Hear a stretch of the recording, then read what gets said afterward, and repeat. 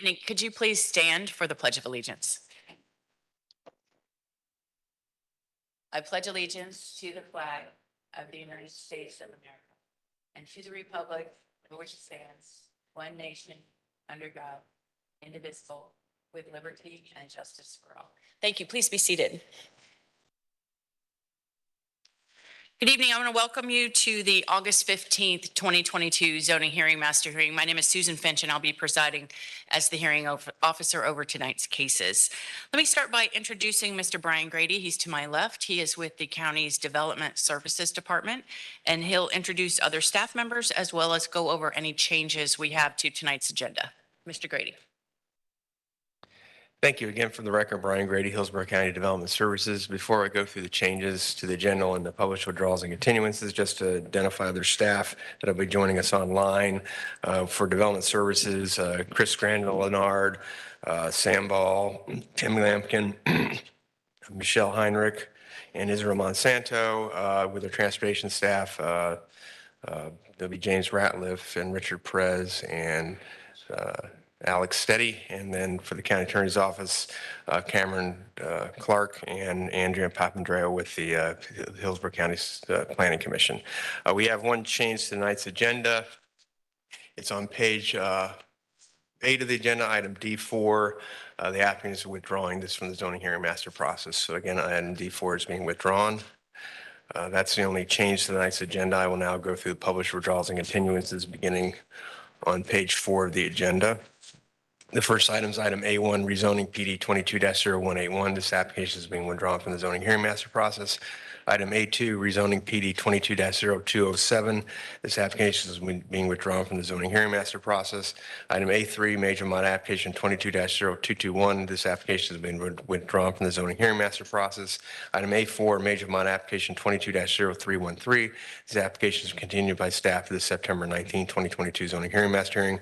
Item A5, rezoning PD 22-0433. This application out of order to be heard has been continued to the September 19, 2022 zoning hearing master hearing.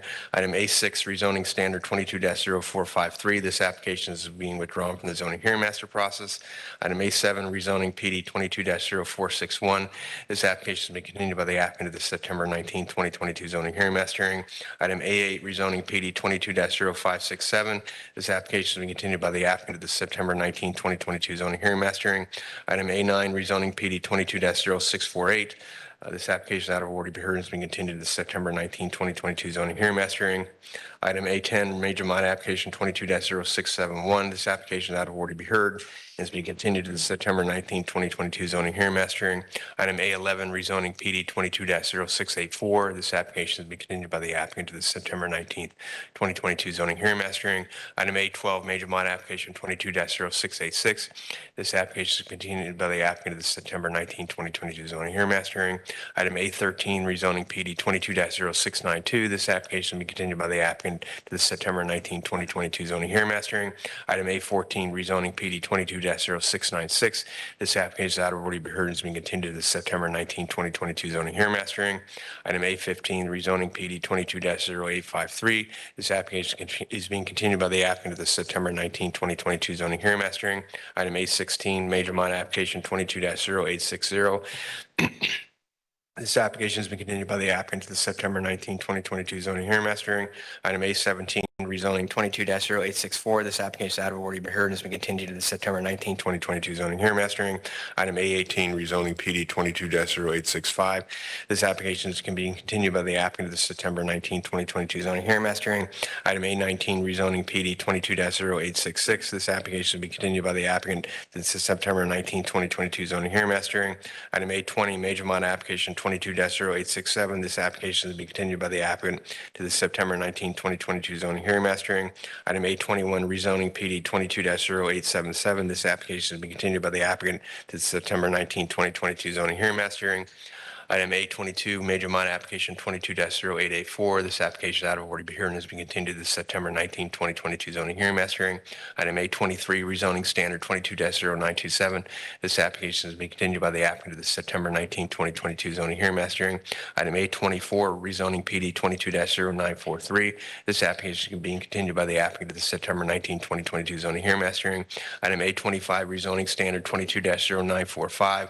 This application out of order to be heard has been continued to the September 19, 2022 zoning hearing master hearing. Item A26, rezoning PD 22-0948. This application has been continued by the applicant to the September 19, 2022 zoning hearing master hearing. Item A27, rezoning PD 22-0949. This application is out of order to be heard and has been continued to the September 19, 2022 zoning hearing master hearing. Item A28, rezoning PD 22-0950. This application is being withdrawn from the zoning hearing master process. Item A29, rezoning standard 22-1027. This application is being continued by the applicant to the September 19, 2022 zoning hearing master hearing. Item A30, rezoning standard 22-1039. This application will be continued by staff to the September 19, 2022 zoning hearing master hearing. And item A31, rezoning standard 22-1070. This application is out of order to be heard and has been continued to the September 19th, 2022 zoning hearing master hearing. That concludes all withdrawals and continuances. Thank you, Mr. Grady. I appreciate it. Just to make sure that the record is clear, that for the information to the audience, that if you are here for item D4, D as in dog, major modification 22-0109, that application has been withdrawn and will not be heard at tonight's hearing. All right, so let me start by going through our hearing procedures. Our hearing today consists of agenda items that require a public hearing by a zoning hearing master. I'll conduct a hearing on each agenda item and will file a recommendation within 15 business days following tonight's hearing. That recommendation is then sent to the Board of County Commissioners, who will make the final decision. Our hearing tonight is informal. I'll ask questions related to the scope of direct testimony. I may call and question witnesses as I deem appropriate, and I will decide all questions of procedure. I'll take evidence, but will exclude evidence that is irrelevant, immaterial, or unduly repetitious. Evidence may be presented in written form, and all testimony must be under oath. Hearsay evidence may be used to supplement or explain other evidence, but shall not be sufficient alone to support a finding by me unless it would be admissible over objections in a civil action. Our order of presentation for tonight's hearing is as follows. Mr. Grady of the Development Services Department will make a brief introduction for each agenda item. We'll then go to the applicant. The applicant and their team has a total of 15 minutes to make their presentation.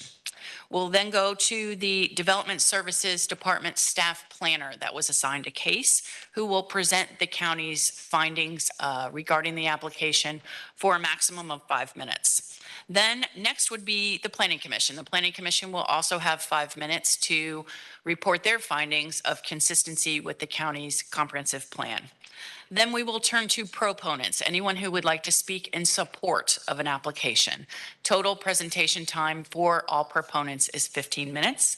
The same is true next when we go to opponents, anyone who would like to speak against an application. 15 minutes for everyone.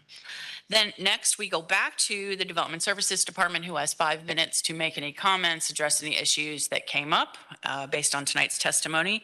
And then finally, we go back to the applicant. The applicant has the last word for rebuttal testimony for a total of 5 minutes. I do think we have some people in the audience that would like to speak either in support or in opposition.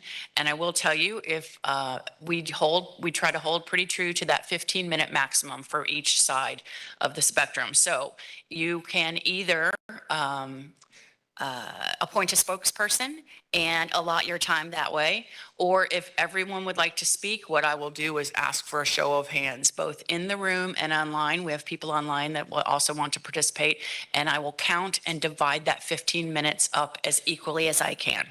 So that's how we'll handle it. When you come up to speak, if you're in the room or online, if you could start by giving us your name and address for the record. We are recording this hearing, and we want to make sure that we have that an accurate tally of who spoke to which application and also your address, so we make sure we get that right. So give us your name and address. Now, if you are in the room and you want to speak, when you are done, if you can see Joe to my right, he's with the clerk's office. He has a sign-in sheet. So when you're finished, check in with Joe, sign your name and address and the application number that you spoke about, just to make sure we get it. So with that, let me now turn to the county attorney, who will provide you the legal requirements which govern your participation at the Board of County Commissioners meeting. I believe it's Mr. Clark this evening. Thank you, Ms. Finch. Cameron Clark, Assistant County Attorney. Are you able to hear me okay? I can. Okay, thank you. Tonight's public hearing is the first step of a two-step rezoning process. This hearing is the time for rezoning applicants and interested parties to present testimony and evidence.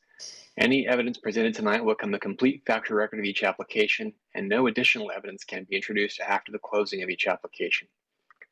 The second step of the rezoning process is a public meeting before the Board of County Commissioners, where the board will take a decision on each application heard tonight. Tonight's applications are scheduled to be heard by the board at its October 11th, 2022 land use meeting. When considering applications, the board will only review the record created at tonight's hearing and the recommendation that's made by the hearing master for each application. The hearing master will file a recommendation for each application heard tonight on September 6th. The Board of County Commissioners has established a policy that directs which rezoning and major modification applications are to be placed on the consent agenda of the board's land use meeting. Applications that propose to add density outside the urban service area and applications that are on roadways with a failing level of service are not qualified for placement on the consent agenda. Applications that do not have consistent recommendations of approval or denial are also not qualified to be placed on the consent agenda. And finally, applications that have had evidence or testimony provided to the record by non-applicant parties of record, either prior to or at tonight's public hearing, are not qualified for placement on the consent agenda.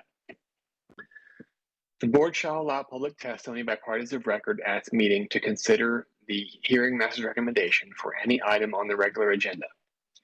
Any public testimony shall be limited to the record of the proceedings before the hearing master, unless additional evidence has been found admissible in accordance with Section 10.03.04D of the Land Development Code. A party of record is an individual who fits into at least one of the following four categories. First, someone who is present tonight and presents testimony or documentary evidence. Second, someone who is certified by the U.S. Postal Service as having been mailed notice of tonight's hearing. Third, someone who has submitted documentary evidence to the master file at least 2 business days before tonight's hearing. Or fourth, someone who submitted documentary evidence by proxy at tonight's hearing. Again, the content of oral argument before the board shall be limited to the content of the testimony and other evidence that is submitted verbally or in writing to the hearing master tonight. It's the role of the county attorney's office to ensure that only individuals who have met these requirements are allowed to speak before the board, and to ensure that no evidence or testimony is introduced or allowed no new evidence or testimony is allowed before the board at their public meeting. For these reasons, please make sure that all information you wish the board to consider at the public meeting is entered in tonight's record. Thank you. Thank you, Mr. Clark. I appreciate it. All right, as I mentioned, all testimony must be under oath. So if you plan to speak tonight, if you could please stand, raise your right hand, and I'll swear you in, and online as well. Do you solemnly swear that the testimony you're about to provide is the truth, the whole truth, and nothing but the truth? Thank you. Please be seated. All right, Mr. Grady, that makes us ready for the first case. The first item is agenda item C1, rezoning standard 22-0802, the Athens Wagner Property Group LLC. The request is a rezone from planned development to commercial general zoning. Chris Crandall-Lennard will provide staff recommendation after presentation by the applicant. All right, good evening. Good evening, Cami Corbett, 101 East Kennedy Boulevard, Suite 3700 with the law firm of Hill, Ward, Henderson. I have a quick PowerPoint presentation. It'll be real brief. This is, I think, a pretty straightforward, easy one. Just orient you. The property is just to say it's currently zoned PD for office, and the request is to go to standard CG. Okay, go to the first slide. Next one.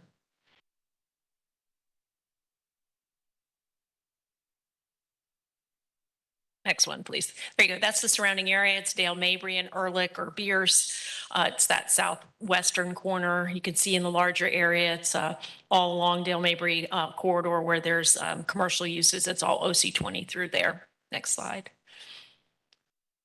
Staff has found this compatible and consistent using the CG standard zoning district. As I said, it's is currently zoned PD for an office, which is what is constructed there that was built in 1982. Our plan is to demolish that building. And in fact, there's a condition of the zoning that requires that building to be demolished prior to the BOCC meeting. And we are on track to do that. And I'm here to answer any questions should you have any. I don't have any questions, but thank you. If you could please sign in. All right. Development Services, please. Good evening, Chris Grandlenard, Development Services. I'm here to present application rezoning 22-0802. The applicant is proposing to rezone from the existing PD 80-0221 planned development to CG commercial general. The approximate 1.86 acre property with an office building is zoned planned development.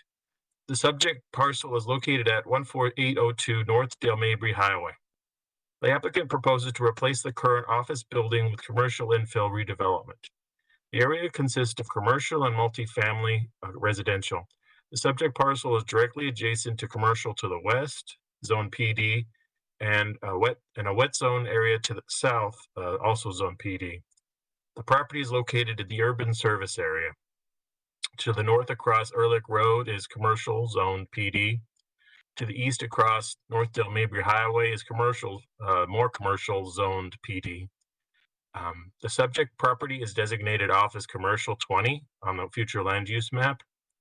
The Planning Commission finds the proposed use consistent with the comprehensive plan. All the surrounding uses are similar to the request commercial.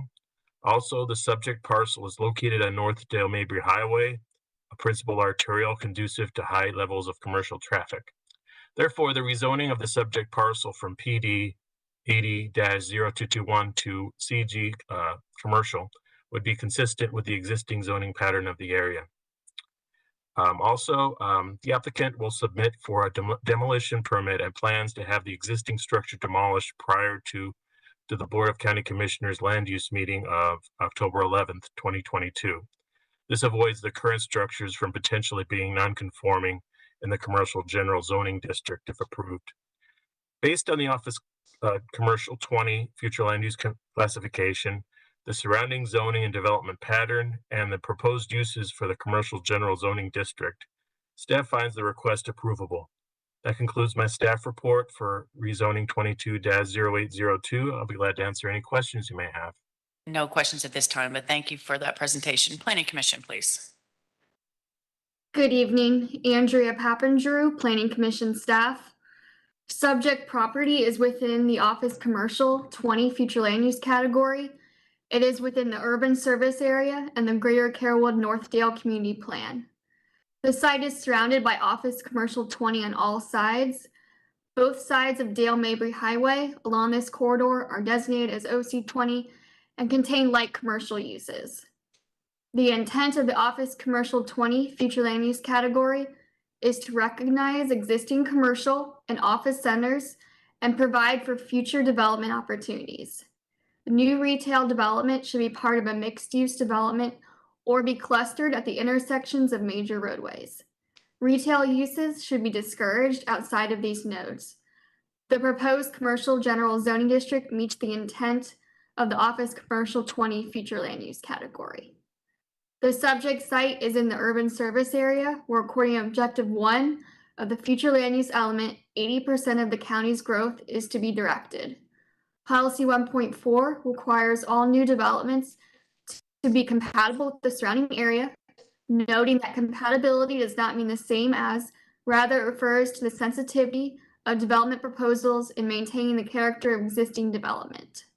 The proposed commercial general zoning district in the urban service area is compatible with existing character of development in the area, as is located on a principal arterial roadway with commercial uses surrounding the site. The proposed rezoning meets the intent of Objective 16 and Policy 16.2, 16.3, 16.5, and 17.7. The proposed zoning allows for neighborhood scale commercial development. The development pattern and character of Dale Mabry Highway contains mainly light commercial uses. At the time of development, the creation of complementary uses is encouraged. The proposed meets Objective 9 and Policy 9.2, which requires that all developments be consistent with the plan and meets all land development regulations in Hillsborough County. Objective 12-1 and Policy 12-1.4 discusses how new development shall be compatible with the established character of the surrounding area. Goal 17 of the community design component encourages commercial developments that enhance the county's character.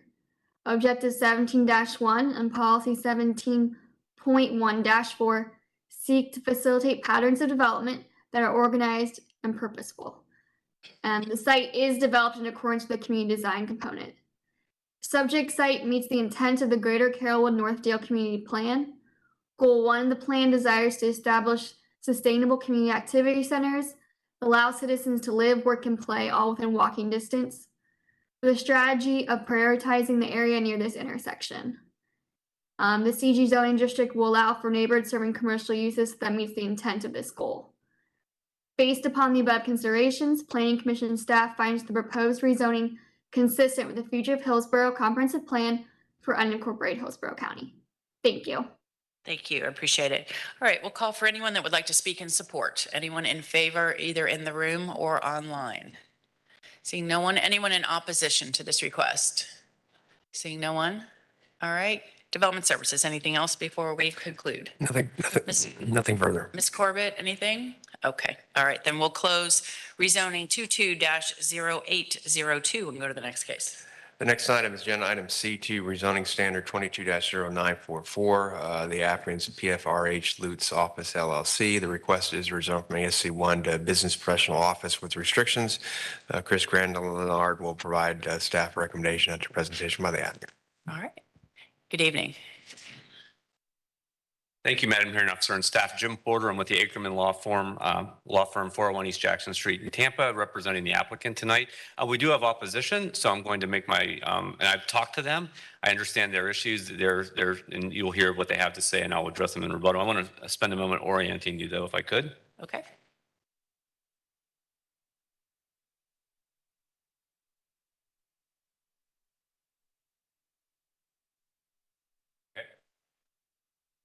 We have US 41.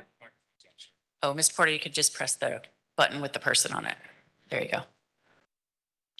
Out of my technological abilities. US 41, Newburger Road, the subject parcel is in red. The current zoning is ASC1. What we're requesting is the BPO, a standard office district.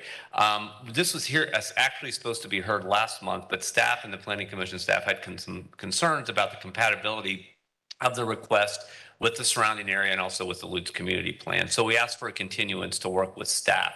And what we've agreed to, or what we're offering up today, is an elimination of anything other than office that would otherwise be allowed in the BPO category. This is in the staff report, but it bears repeating because I know this is one of the concerns of the neighbors, that this would be sort of the stepping stone to allow commercial in this area, which is not our intent at all. So I listed the things in BPO that are currently allowed that we're agreeing not to allow on the site. And I'll read them into the record just so everyone hears. Some of them seem a little silly, but they are allowed under BPO, and it's not our intent. Our intent is just to do an office with some training capabilities at the site. So we're restricting the following: beekeeping, family daycare home, libraries, schools, private, charter, and public, commercial, vocational, and business schools, funeral homes, laundries, mail and package services, photography studios, diagnostic centers, blood plasma banks, family support services, medical offices or clinics, and golf clubs. We've also agreed to orient all the buildings on site away from residential uses. We'll be adding additional landscaping as described in the staff report, and no outdoor storage will be permitted on site, and no organized activity will take place in the rear of the building.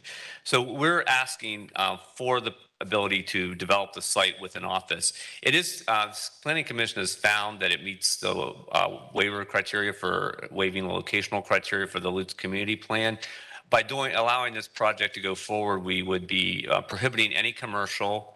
We would be eliminating any chance of urban or suburban sprawl because the office use obviously wouldn't be residential in nature, and it would further the intent of that. The existing wetlands on site will obviously remain. And again, the neighbors do have some concerns that I think you need to hear, and then I will rest at this point and try to address those concerns as much as possible in rebuttal. Mr. Porter, let me just, before you go, and thank you for that, I just have a couple of questions. Okay. So is it fair to say, because you went through the BPO list of uses to prohibit a whole range of uses, is it fair to say that the only use that's left is professional office? I think the only one that would, yes, there's no commercial uses. There could be one or two that just didn't make sense to list, but that's the general intent. And if That's we the missed intent. one in your review, we're happy to do that because I worked closely with Brian and Chris on this, and that was, again, the intent. If we missed one, that's not the intent, and feel free to add that. Okay, and the nature of the use, the office use is what? So it would be a general office use. The idea would be that they would have one or two employees on a daily basis, but the building would also be used for corporate training once or twice a month with more people there, and the parking would accommodate that. But and daily use would just be an office, which is a very passive use. Okay. And then regarding the restrictions that are proposed, I understand the prohibition of the first use, or the first restriction, and the orientation. The third one that talks about the additional landscaping and so forth, talks about, actually specifies a number of plants. And so just from a practical standpoint of someone that has to review this, if it were to be approved by the Board of County Commissioners, does that mean, it actually says not to exceed 12 plants. Does that mean all the shrubs and the trees and the palms? Correct. Nothing is more than 12. And why was that number chosen? That was the negotiated number with staff. The idea was we're going to have to do required landscaping, and this would be above and beyond it, but not to exceed 12. So that number was higher than that would normally be required. I see. But also not so much to be too burdensome to the applicant. And it was something that was negotiated with staff. Okay. And then the last thing is the fourth restriction that talks about no organized activity will take place in the rear of the building. What does that mean? So if I think the neighbors or potentially the staff was concerned about with the idea of a training facility, that they would have a ropes course or some sort of outdoor activity that would be a problem for the neighborhood. So we've agreed to not allow that. That's not the intent of this. Everything would be indoors. And to the extent that there is any outdoor activity, it would be not in the rear of the building and not impacting the neighborhood. Okay, perfect. That's all I needed to know. Thank you so much. If you could please sign in. All right, we'll go to Development Services.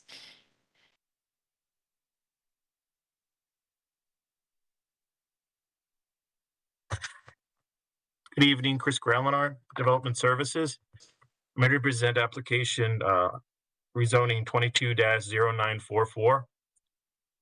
The applicant is proposing to rezone from the existing ASC 1 agricultural single-family conventional to BPO restricted, business professional office restricted.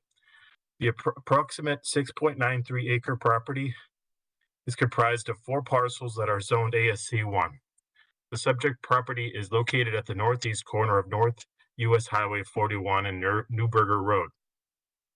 The applicant proposes to develop an office and corporate training facility. The area consists of residential, commercial, and agricultural. The subject parcel is directly adjacent to residential zoned ASC 1 to the east, commercial zoned ASC 1 to the north, and a lake to the northeast. To the west across US Highway 41 is a single-family residential and agricultural zoned ASC 1. The subject property is designated residential 1 on the future land use map. The site is located within the rural service area and is located within the limits of the Lutz Community Plan. The Planning Commission and the Development Services have some compatibility concerns, such as loud noises and disruptions from training activities to the neighboring residential and agricultural properties. Additionally, the proposed use does not meet commercial locational criteria per policy 22.2. The closest node identified in the 2040 highway cost affordable map is over 3,500 linear feet to the south. The applicant has applied for a commercial locational criteria waiver, as he noted. The applicant has offered restrictions to mitigate these compatibility concerns. The property shall be restricted from the following uses currently permitted in the BPO zoning district: beekeeping, family daycare home, libraries, schools, private, charter, and public, commercial, vocational, and business schools, funeral homes, laundries, mail and package services, photography studios, diagnostic centers, blood plasma banks, family support services, medical offices or clinics, and golf clubs. The second restriction, the applicant will orient all buildings on site away from residential uses. The third restriction, in addition to the screening and landscaping as required by the Land Development Code along the eastern boundary and along the southern boundary at a distance of 10 feet from the property boundary, the developer shall provide enhanced landscaping and with the addition of a combination of shrubs, trees, and palms for a total not to exceed 12 plants. Fourth restriction, no outdoor storage will be permitted on site and no organized activity will take place in the rear of the building. After the submittal of the proposed restrictions by the applicant, the Planning Commission found the proposed use consistent with the comprehensive plan. Development Services confers with that. Based on the residential 1 future land use classification, the surrounding zoning and development pattern, and the proposed use for the BPOR, Business Professional Office Restricted Zoning District, staff finds the request approvable with restrictions as noted. That concludes my staff report for rezoning 22-0944. I'll be glad to answer any questions you may have.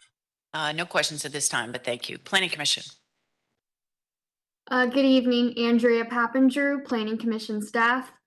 Subject property is within the residential 1 future land use category, and residential 1 surrounds the site on all sides. It is within the rural area and the Lutz community plan. The proposed development is consistent with Objective 4. The intent of the rural area is to provide areas for large lot, low density rural residential or agricultural uses. Policy 8.1 and Policy 9.1 requires compatibility with the surrounding uses and consistency with the plan category. The subject site is designated residential 1 on the future land use map. The intent of residential 1 is to designate areas for rural residential uses compatible with short-term agricultural uses, world-scale neighborhood commercial, office, and multi-purpose projects. The proposed office use is consistent with the intent of the residential 1 future land use category. Objective 16 and Policy 16.3 refers to the protection of existing neighborhoods. The subject site is surrounded by agricultural single-family conventional 1 zoning. To the east and northeast is a large single-family subdivision. To the southeast are public institutional uses. North of the property is light industrial. South of the property is agricultural land. And to the west, northwest, and southwest are single-family residential, agricultural land, and a small parcel designated as multifamily. Staff had concerns regarding the impact to the nearby residential properties. The applicant has proposed restrictions to help eliminate the impacts. The applicant will orient all buildings and site away from residential uses and will provide enhanced landscaping. No outdoor storage will be permitted on site and no organized activity will take place in the rear of the building. The applicant has also proposed a list of BPO uses that are considered low impact non-residential uses. With the proposed restrictions, the request is consistent. The subject site is located within the limits of the Lutz community plan. The Lutz community desires to maintain existing and encourage new commercial uses geared to serving the daily needs of area residents and a scale and design that complements the character of the community. The subject site does not meet commercial locational criteria, as the closest node is located 3,500 feet away at Lutz Lake Fern Road and US 41.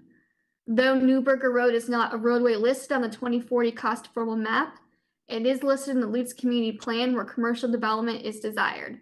The applicant has requested a waiver to commercial locational criteria. Staff has reviewed this request and finds that it meets the intent of the Lutz community plan. Based upon the above considerations, Planning Commission staff finds the proposed plan development consistent with the Future of Hillsborough Comprehensive Plan for unincorporated Hillsborough County. Thank you. Thank you. I appreciate it. All right. Is there anyone in the room that would like to speak in support? Anyone in favor? Anyone online? Seeing no one. Anyone in opposition that would like to speak? All right. How many people? If you could raise your hands high so I can count. I see 3 people in the room. That's it. All right. How many online? No one. Okay, so 3 people will divide that 15 minutes to 5 minutes apiece. Joe, if you could track that for me. And whoever would like to start, go ahead and come forward. Good evening, sir. You give us your name and address to start, please. J.A. Muffley, 102 Fifth Avenue Southeast, Lutz, Florida, 33549. I'm here representing myself and the Lutz Civic Association tonight. We have concerns. Concern number 1, because of the fence on Newburger Road and US 41, the citizens of the Newburger Road area have expressed concerns when making a left turn from Newburger onto 41. It's very hard to see and judge the oncoming traffic. That's a 6-foot-high chain link fence. And when the sun's shining bright, that shiny fence, particularly, this is a speeding area on US 41. So it makes it very hard to judge. Concern number 2, the citizens of Lutz are concerned about the design of the buildings. They should be more like the other office buildings in Lutz, which are primarily 1-story, represent almost like residential structures. The citizens do not like the building that was put up on the lot just north of this. Third concern, we are extremely concerned about the possible damage to wetlands and the lake by the clearing of all vegetation except cypress trees along a portion of the lakefront. And there is no EPC permit displayed. Thank you. Thank you, sir. If you could please sign in, please. Whoever would like to speak next, go ahead and come forward.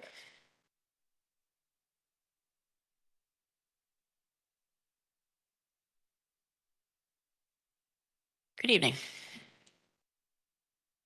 My name is Renee Bayless. My address is 403 Strathaven Court, Lutz, Florida, 33549. I'm representing the residents of Stewart Manor subdivision, which is right around the corner.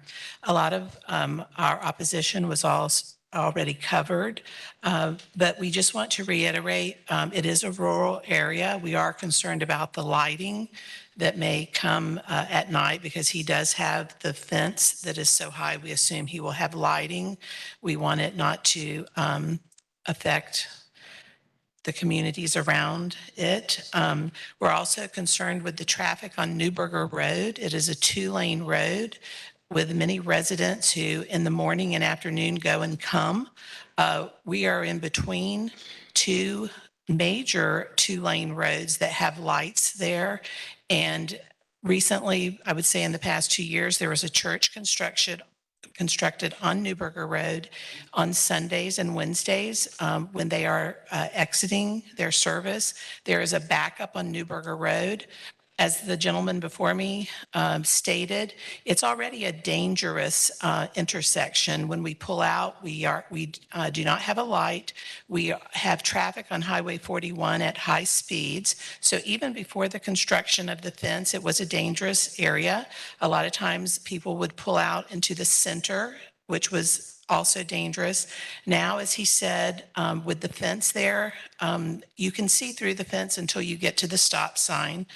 And so my main concern is a safety issue.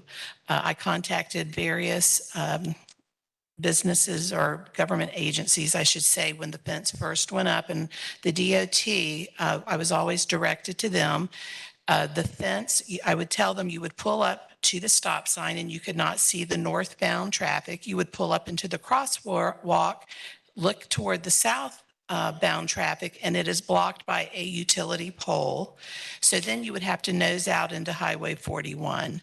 When the DOT said they could not force him to remove the fence, but they would look at pedestrian and bicyclist sideline issues, but we would only be able to have him move the fence back 3 to 5 feet. He did do that because it was determined to be a sideline issue. So he angled the fence, but it still does not give you a clear view of northbound traffic, and that is a safety issue. All of the other issues, yes, I'm concerned about, but we have school buses that go in and out of that on a daily basis, and it's just not a safe place to cross over onto a major highway. They also wanted me to talk about the design, which was already covered with that. All right, well, thank you for Thank coming you. down. If you could please sign in. All right, the last person that wanted to speak. Good evening. My name is Michael Berger. I live at 302 Lake Kell Court in Lake Kell Crossings, the subdivision just on the other side of the lake. I've got several concerns, and some of them have been voiced quite adequately. My concern is how far, to paraphrase, how far the camel wants to put the nose under the tent here. The gentleman who is involved in this development represents 18 Florida companies that I can count, holding companies or shell companies, I don't know. The fact that he wants to do one thing, but I can't see it. I don't have faith that it's not going to change in the future once we give it a certain, once we move it away from the rural designation. The compatibility with neighborhood and community standards. I've got photos of the examples of the stewardship of the conservation area, of all the trees that were already taken down. Just because they're not cypress trees doesn't mean that you didn't just trample into the conservation area. The plan calls for adding up to 12 plants, 12 whole plants after taking out 20 trees. That was on the east side. So now all the people that in my community that thought they had some sort of privacy are now being it's all open. It's all open to 41 because of the removal of trees and vegetation in the conservation area. Newburger Road is classified as a substandard 2-lane road. It can't barely handle the traffic it has. It's only 2-lane. It's only in recent memory had a line put down the center of it. You've got a church now. We've got more homes that are being built there. I'm concerned about the traffic this is going to bring, and I've seen the traffic study for this. If it bears any resemblance to that traffic study, I don't know how you could possibly allow it. The current entrance to this lot is about 50 feet maybe in from 41. If somebody turns in and stops to go in, the next person is the back of their car is hanging out 41 or something. It's designed poorly. That's all I'm saying. So I would encourage you to look at it carefully. Look at how it fits into the community and look at the design, and the fence and the other things I think have been covered for me. Thank you, sir, for coming down. I appreciate it. If you could please sign in. All right. So with that, we'll close opposition testimony, go back to development services. Mr. Grady, anything else? Yeah, just a couple comments, and James Ratliff, the transportation, can add on to this if you'd like. But again, this is a standard rezoning, so there's not a site plan. And again, if the zoning were approved, they would have to go through site review, and a number of issues would be looked at regarding substandard road, access location, throat depth for the access points to ensure that there's sufficient stacking on site, also site distance triangles for fencing. So a number of issues that would be addressed at site review to address some of the concerns expressed by the opposition. Again, Mr. Ratliff's available if you want him to add any further to that, if you'd like. Okay. Mr. Ratliff, did you want to add anything to Mr. Grady's comments? I think he covered a lot of the particulars. Yeah, I would just say that again, for the record, James Ratliff, Development Services Transportation. The existing access that's there today is not necessarily the access that will be approved. So just to that last speaker's comment, the Newburger's a collector road. They're going to have to comply with our access management spacing standards and, like Brian mentioned, substandard road. Policies when they come in for site. This is a little bit different. This is a Euclidean zoning, right? So it's not like a planned development district where they would have to look at that at this stage. That's something that we will, however, be enforcing at the time of site plan review. And with respect to the site triangle issue, there were several, I think, potential encroachments that the applicant mentioned, or rather, excuse me, the speakers maybe mentioned.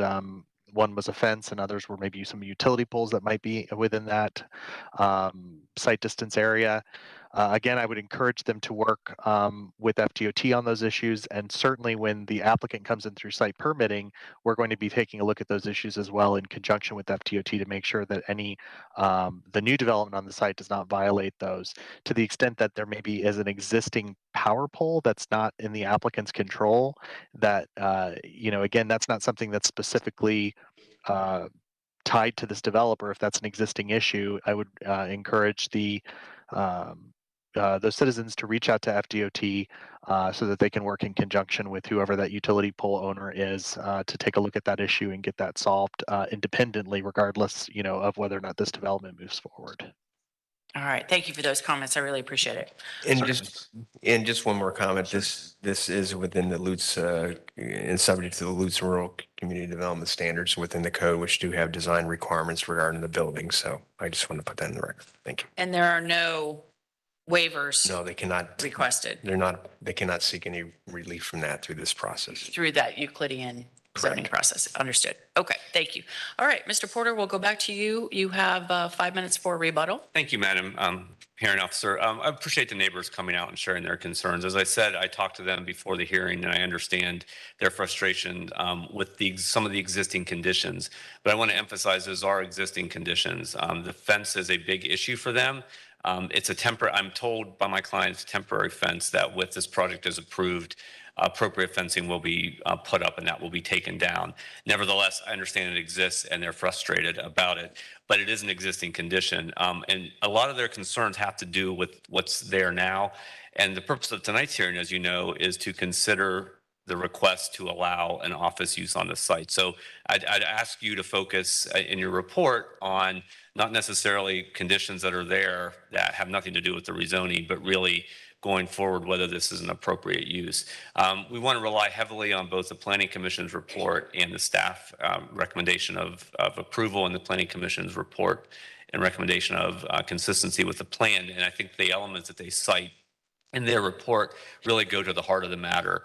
Again, because this is an office use, it's going to be highly restricted. We're going to make sure there's no commercial on this site. And I know that was Mr. Berger's concern when we talked privately, and also what he said on the record, that this is a stepping stone or something else will then go in after this and the applicant will request.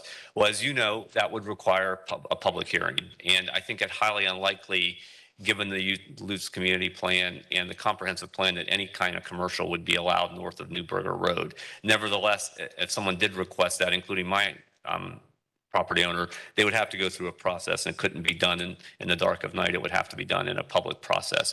So I understand that concern, but understanding the process means that that's not something that's likely to happen and couldn't happen without further public hearing processes. Brian touched up on some of the things I was going to talk about, like traffic and about designs that will be covered at a later stage. So again, the only purpose of tonight is whether this zoning category of BPO that's highly restricted with the other restrictions is appropriate for this site. And we would respectfully ask for your approval on that. And again, given the neighbors my card, I will continue to work with them about some of the existing conditions. That's outside of your purview, obviously, but I wanted to emphasize on the record that we take their concerns seriously and we want to be good neighbors. So thank you. Thank you. I appreciate it. All right. Then with that, we'll close rezoning 22-0944 and go to the next case. The next item is agenda item D1, rezoning application PD 20-1142.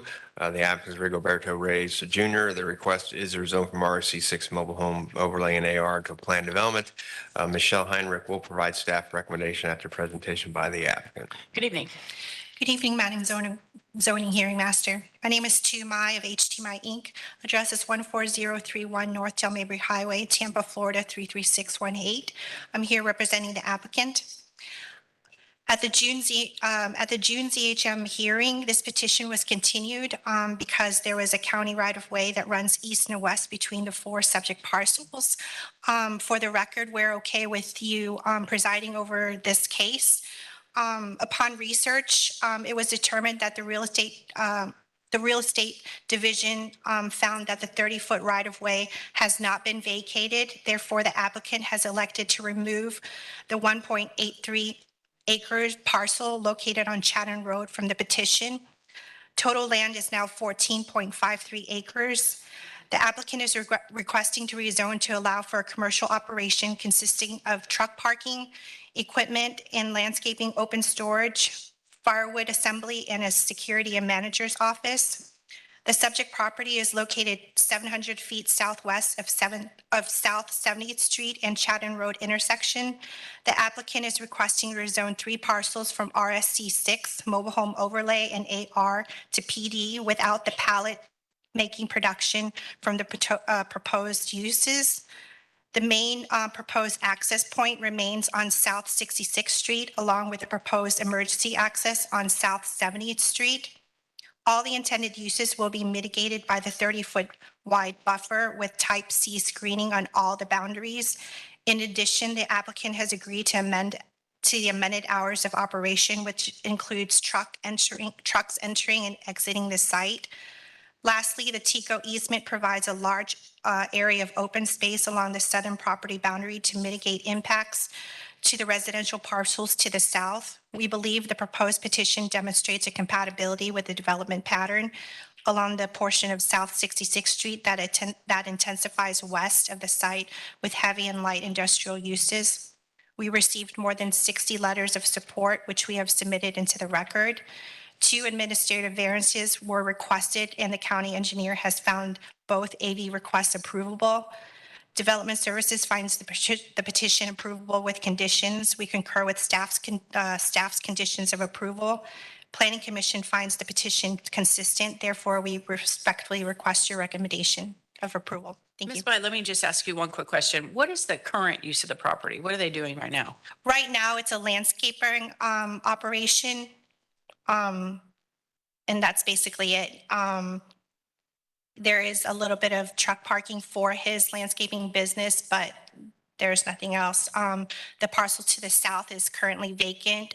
There is a TICO easement there, and that will remain vacant. And then we're just proposing to have additional truck parking within the 3 parcels. So it's the same user as the existing landscaping business? Yes. Will continue on with Yes. these other uses? Right, he'll have a firewood operation, but the firewood will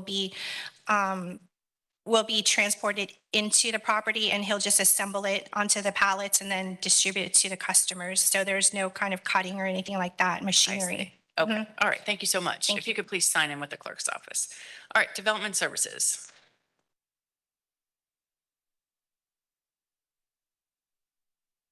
Good evening, Ms. Finch. Are you able to hear me? I can. Oh, then great.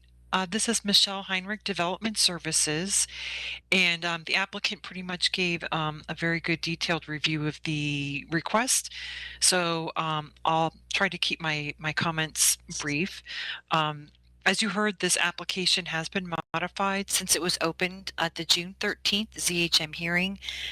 So this is now a request to rezone 3 parcels, zone RSC6 with a mobile home overlay, AR to PD zoning to allow for a commercial operation, which involves truck parking, commercial equipment storage, the open storage of landscaping materials, firewood production storage, and an associated office and security residence. The site is located in the Greater Palm River Community Plan area within an area developed with manufacturing uses, commercial uses, and residential uses. The 14.53 acre property is within the SMU 6 future land use category per a recently adopted comp plan amendment in 2021.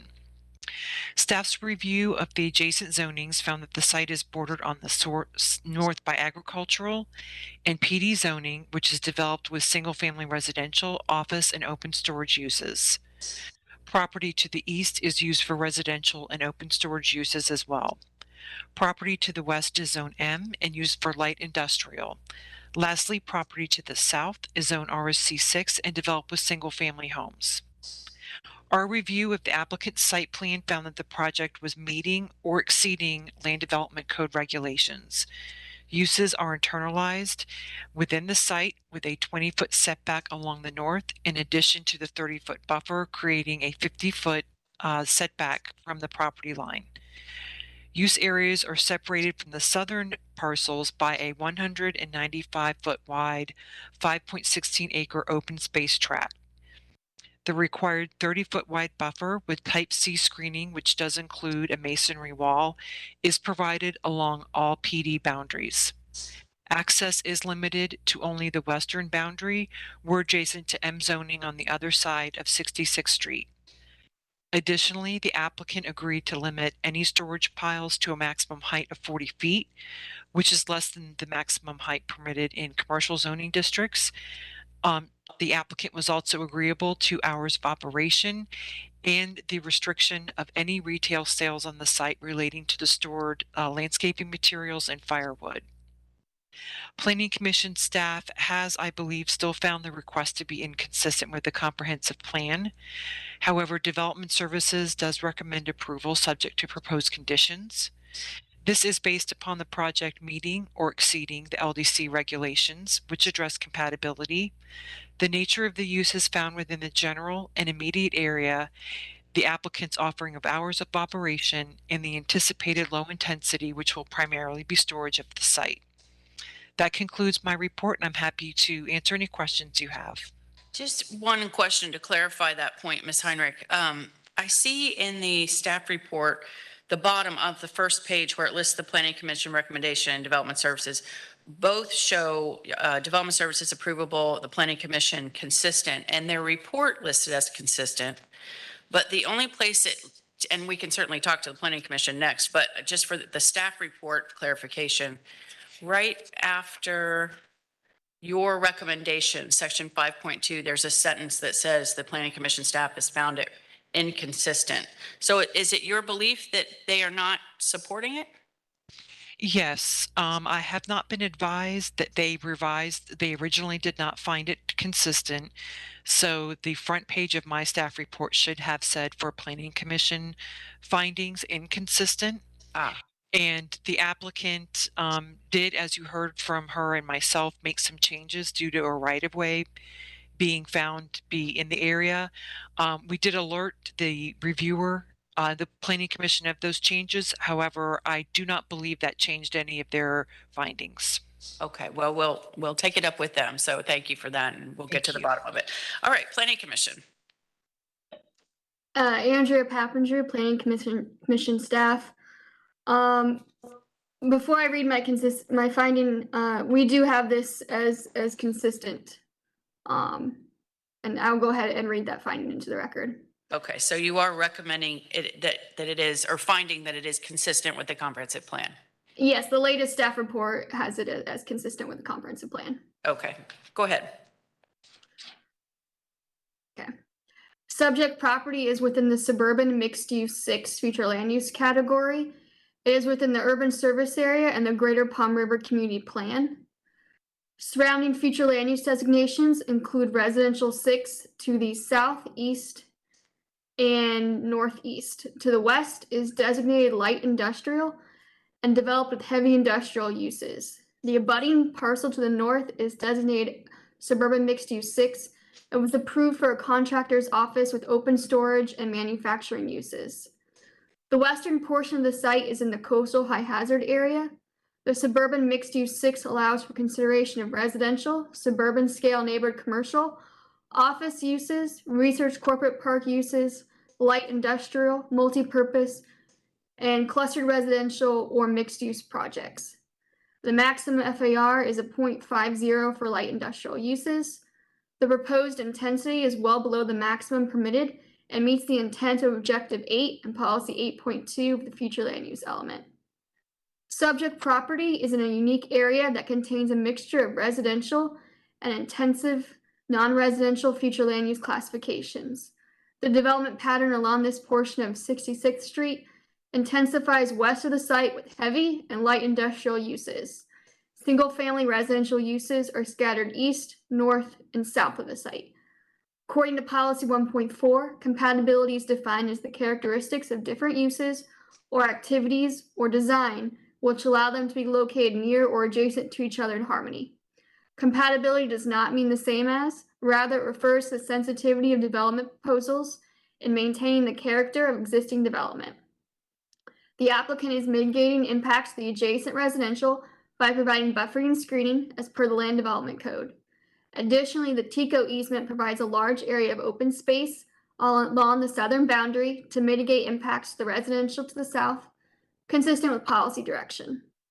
Subject property does not meet commercial locational criteria, which is based on the future land use category, and the classification of the intersection of roadways is shown in the adopted 2040 Highway Cost Affordable Long-Range Transportation Plan. In this case, the closest qualifying intersection is Madison Avenue and 78th Street, which is over the qualifying distance of 900 feet.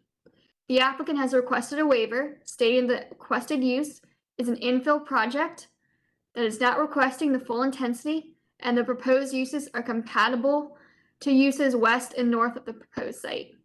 Considerations involving land use compatibility, adequacy and availability of public services, environmental impacts, adopted service levels of affected roadways, and other policies of the comprehensive plan in zoning regulations would carry more weight than the locational criteria in the approval of the potential commercial use. Because the project is located in an area that has a presence of heavy and light industrial uses within proximity, and considering the mitigation that the applicant has put in place, the request is compatible with the development pattern, and therefore Planning Commission staff requests that the Board of County Commissioners approves the commercial locational criteria waiver. The site is located within the urban service area where services and facilities are planned to serve the community. The Greater Palm River Community Plan has this area designated as residential. However, in this area, infrastructure is not in place to serve a large residential development. Allowing the site to develop with non-residential uses rather than residential uses would help in the coordination of the timing of growth, consistent with Policy 1.2, and in keeping the surrounding development pattern, which is consistent with Policy 16.3. The proposed use also supports the vision of the Greater Palm River Community Plan, which promotes compatible infill development. Based upon the above considerations, Planning Commission staff finds the proposed plan development consistent with the Future of Hillsborough Comprehensive Plan for unincorporated Hillsborough County, subject to the conditions proposed by the Development Services Department. Thank you. All right, thank you for that clarification. I appreciate it. All right, we'll ask for anyone that would like to speak in support. Is there anyone in the room or online that would like to speak in support? Seeing no one. Anyone in opposition to this request? Seeing no one. Mr. Grady? Nothing further. All right, so I assume that that staff report will be changed to reflect Well updated. the change in position. Okay, perfect. All right, we'll go back to the applicant who has 5 minutes. If you'd like to add anything. Sounds like the news got better for you. Yes, I just wanted to reiterate that, yes, the Planning Commission filed their report on August the 3rd, and it did find the petition consistent. Thank you. All right, thank you. I appreciate it. Then we'll close rezoning 20-1142 and go to the next case. The next item is agenda item D2, major mod application 21-0963. The applicant Scannell Properties LLC. The request is for a major modification to existing plan development. Tim Lampkin will provide staff recommendation after presentation by the applicant. All right, is the applicant here? Good evening. Good evening, Zoning Hearing Master. I'm Neil Strelo, Certified Planner and Senior Project Manager with VHB. My office is located at 501 East Kennedy Boulevard, Suite 1010, Tampa, Florida. I'm the authorized agent for Scannell Properties, the applicant seeking the major modification of the plan development zoning for this subject property. It is located along the Interstate 4 corridor within a designated opportunity zone and seeks to attract economic development and job creation. It is located to the south of Corporex Park development and north of the City of Tampa Light Industrial along that corridor. The applicant is seeking the modification of the existing PD that previously approved religious worship and educational campus for a school of up to 300 students and 298,000 square feet of building. Our application requests approval of up to 382,500 gross square feet of warehouse distribution and 40,000 gross square feet of office uses on the property. In January of this year, the applicant received approval of its large-scale future land use map amendment for 104 acres of this 116-acre property. It changed from OC 20 to UMU 20 to permit the warehouse distribution uses. We protected the 12 acres of residential 12 along the eastern side of the property as a transition to the existing residential that's offsite. The split land use on this property affects the proposed building placement. All buildings need to be placed within the UMU 20 limits and therefore are positioned to the west side of the site. Vehicular use areas, stormwater, open space, landscape buffers, tree preservation, all are shown and considered within the R12 limits and in open space areas within the UMU 20 limits. This will create a good transition to the offsite residential neighborhood. The applicant is in agreement with the proposed changes to the subject properties conditions of approval that are included within the staff report.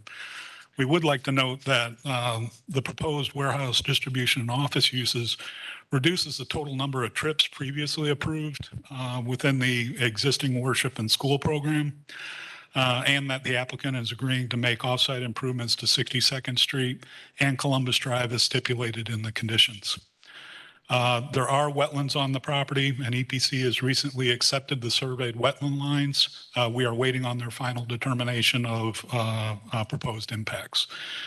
In 2005, SwiftMud issued a permit for wetland impacts totaling 4.36 acres for the worship facility and the school.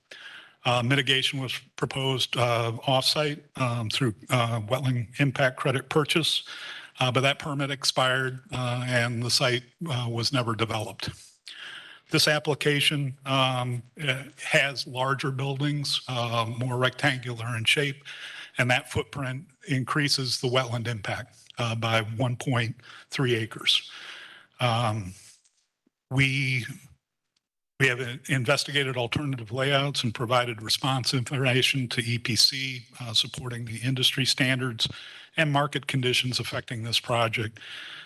We're submitting the support information and market demand as part of the record tonight.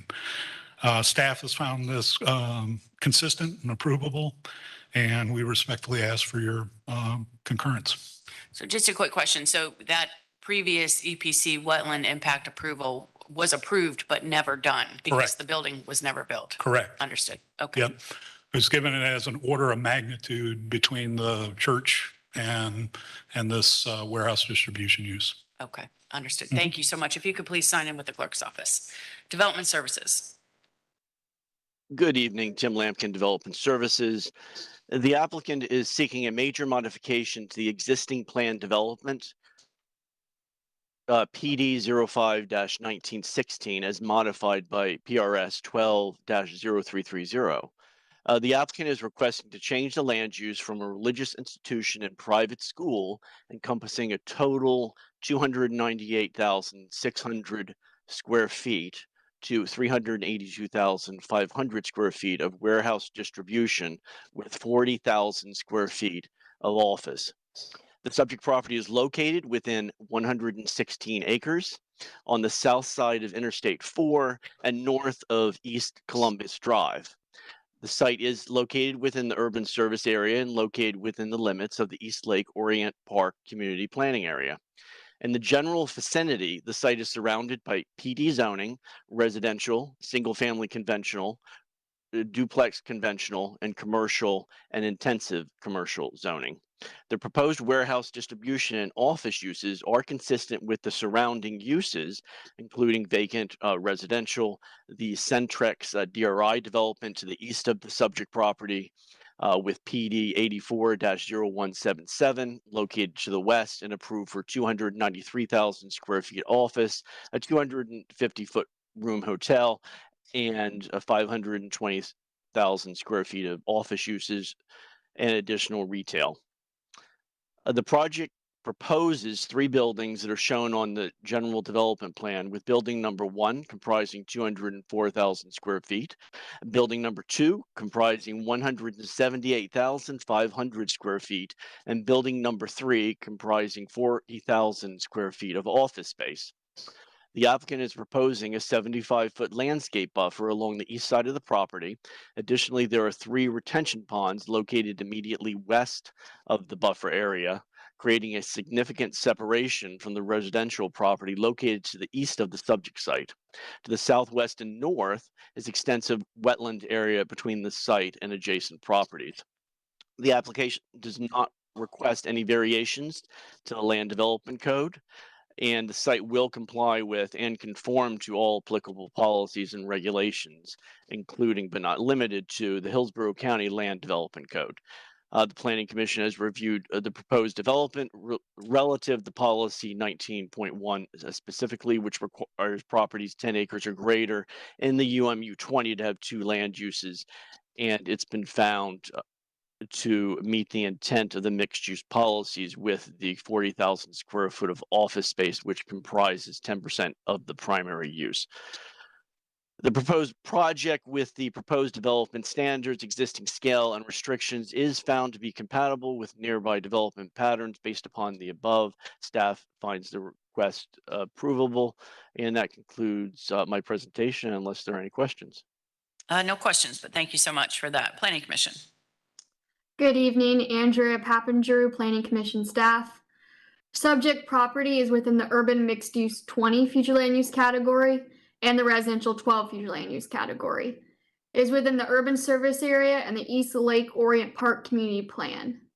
The site is surrounded by the Research Corporate Park category to the north and east, residential 12 to the east, light industrial and light industrial plan to the south, and office commercial 20 to the west. Existing uses in the immediate surrounding area consist of the Corporex Park to the northeast, residential to the east, light industrial to the south, and water and wetlands to the north and east. North and west.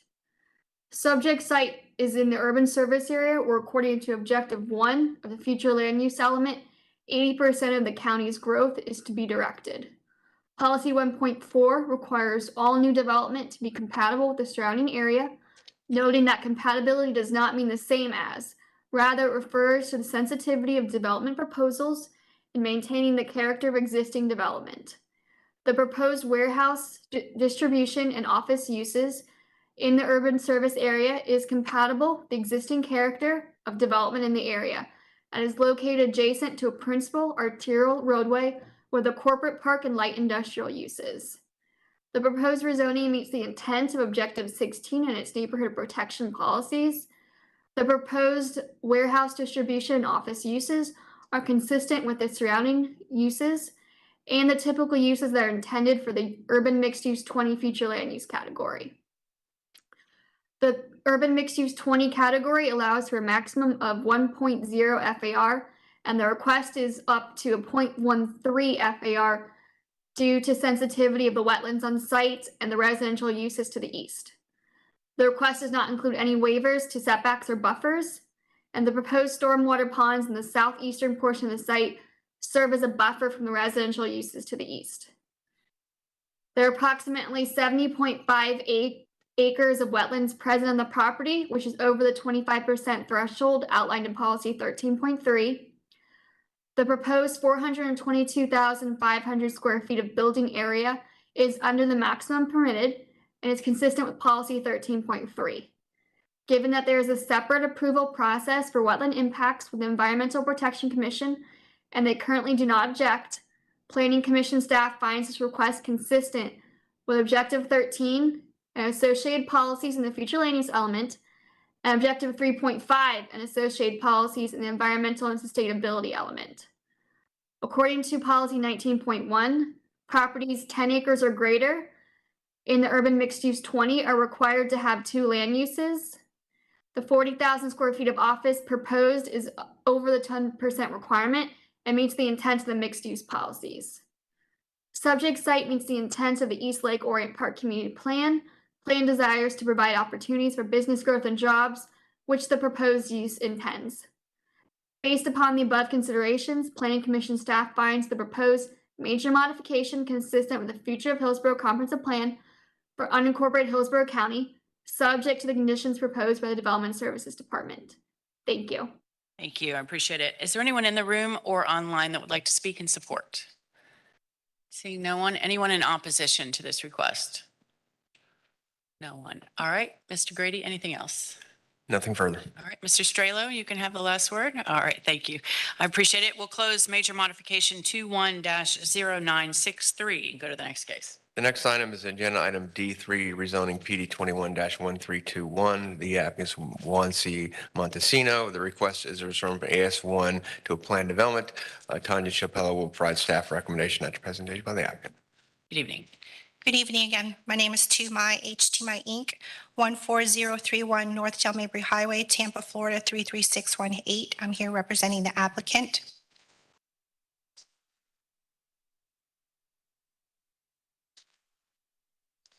The subject property is located on the south side of 24th Avenue South and 400 feet west of South 58th Street.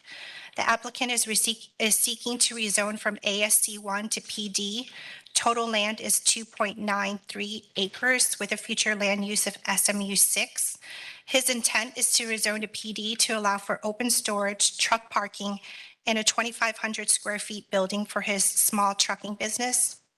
Back in July 13, 2021, in a rezoning pre-application meeting with Development Services and Planning Commission staff, we discussed with Planning Commission staff a proposed flex of future land use R9 and LI, just as the parcel directly south was approved for back in 2010. However, Planning Commission staff indicated that the flex option would not be supported and a request to change the future land use was necessary to pursue a future PD rezoning for the intended uses. Therefore, as instructed by Planning Commission, we filed the comp plan amendment.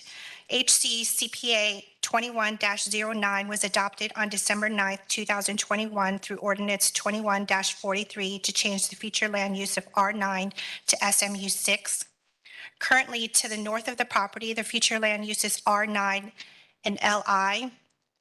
Current uses are vehicle salvage and storage. South of the subject site, the future land use is R9 and LI, with current uses as commercial intensive uses under PD 10-0667. In the approved PD, the uses are for warehouse, showroom, assembly, office, open storage, and CI uses including garage, repair, storage vehicles, materials, and equipment. 2 of the listed approved PD uses for the south parcel are the same proposed uses the applicant is proposing, which is the open storage and a building for office use. East of the subject site, the future land use is R9 with current uses as single-family residence. And west of the subject site, the future land use is LI with current use as warehouse. The light industrial plan category are located to the north and west of the site and accommodates much more intense uses for processing, manufacturing, warehouse, and storage of materials, which is more intense than the applicant's intended uses. This area has over time transitioned into more intense uses. The proposed change of future land use to SMU6 allows for the compatibility with the surrounding land uses in the area. The subject property is in the urban service area and adjacent to intense land uses directly to the west. The subject property is within the Greater Palm River Area Community Plan, which supports the opportunity for business and job growth, as well as supports compatible infill and redevelopment. This proposed use would also provide for an appropriate transition between the industrial to the north and the residential to the east. Overall, the proposed use would be compatible with the surrounding development pattern to the north, south, and west. By finding this petition approval, it would be fair for the applicant since the Planning Commission and Development Services allowed for the similar uses to the parcel to the south of the subject site back in 2010. We received 7 letters of support from surrounding neighbors, specifically a letter of support signed by the applicant's neighbor to the east, Joe Madilla, which we will submit into the record. A design exception was requested for South 24th Avenue. The county engineer has found the request approvable. Development Services finds the petition approvable with conditions. We concur with staff's conditions. We respectfully request your recommendation for approval. Thank you. Let me ask you a quick question regarding that, the testimony about the property to the south, the PD, right? That has you said two of the same uses that you're requesting, correct? Yes, ma'am. Do you know, based on my reading of the record, and I believe I read that the Planning Commission opposed the comprehensive plan amendment, the staff opposed the comprehensive plan amendment, but it was approved on your property, Yes. correct? Staff had recommended inconsistent. However, the Planning Commission and the Board of County Commissioners found it approvable. Right. So back to the property to the south that was approved for a PD in 2010. Do you know, relative to that time period, if the Greater Palm River Community Plan was adopted then? I can ask the Planning Commission, but do you know? I do not know that. Okay. All right. Fair enough. All right. If you could sign in, please, and with the clerk's office. Development Services. Good evening, Tanya Chapela, Development Services. The existing zoning is ISC 1, Agricultural Single Family Conventional, which permits agricultural and single family uses pursuant to the development standards included in the report. The proposed zoning for planned development is to allow for open storage for trucks and commercial vehicle uses. The applicant explained most of the information I was going to share, so I'm going to jump to the compatibility section of my report. So a comprehensive plan amendment to change the future land use designation from residential 9 to suburban mixed use as MU6 was approved by the Planning Commission on July 12, 2021, and the Board of County Commissioners on December 9, 2021. The applicant requested the amendment in order to allow for consideration of the use. The proposed uses are comparable to the surrounding allowed manufacturing zoning district uses to the west, south, and northwest. Furthermore, the proposed use is consistent with the existing land use pattern along 24th Avenue South and on the west side of South 58th Street to the east. To the south of the adjacent ASU 1 zone parcel along the west side South 58th Street are parcels Zone PD and CI, which permit open storage. Also, the proposed project limits the building area to 2,500 square feet. The proposed 0.2 FAR is significantly under the 1.0 maximum FAR allowable in the SMU6 comprehensive plan category.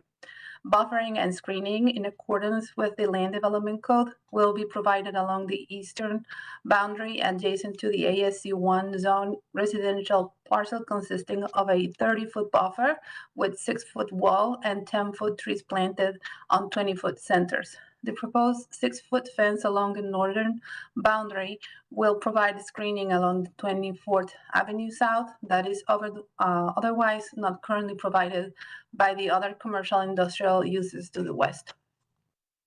Staff finds the requested variation approvable. The proposed removal of the required buffers and screening to the south and west will not create a significant change in the visual character of the area.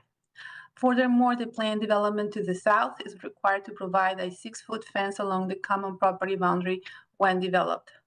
Given the above, staff finds the proposed modification to be compatible with the surrounding properties and in keeping the general development pattern of the area.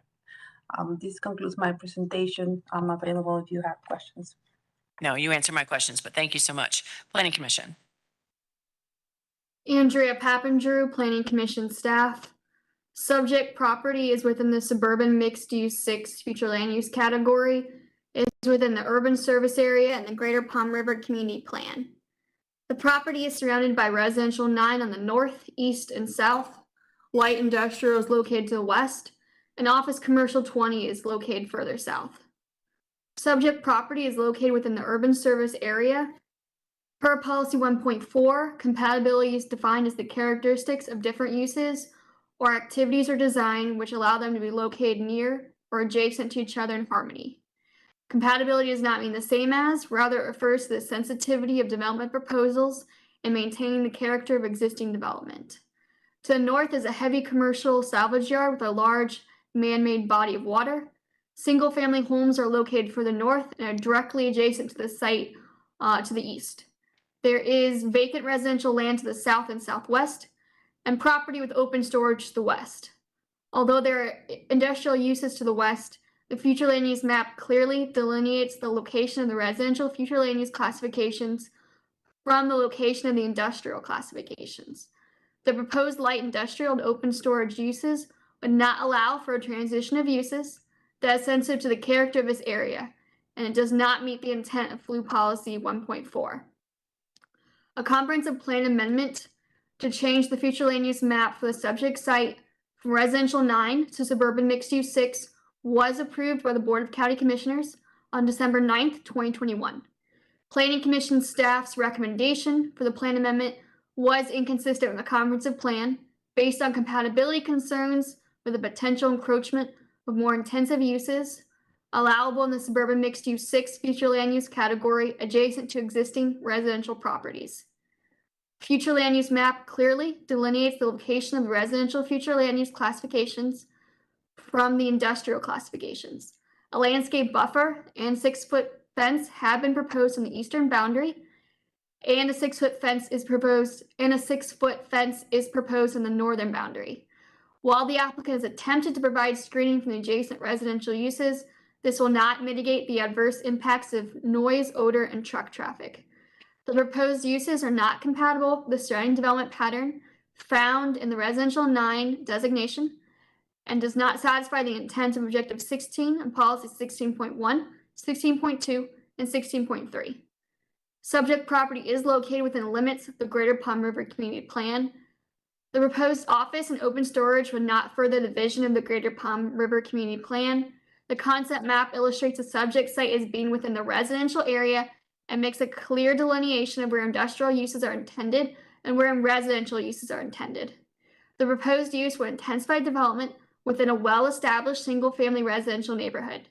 Additionally, the plan supports well-designed compatible densities and intensities at appropriate locations. Allowing the proposed use in this location would be in direct conflict with Goal 5A.8. Based upon the above consideration, Planning Commission staff finds the proposed plan development inconsistent with the future of Hillsborough Comprehensive Plan for unincorporated Hillsborough County. Thank you. Ms. Pappendrew, before you go, if I could just ask you if you know, you heard my question to Ms. Tu, do you know, excuse me, when the Greater Palm River Community Plan area was adopted?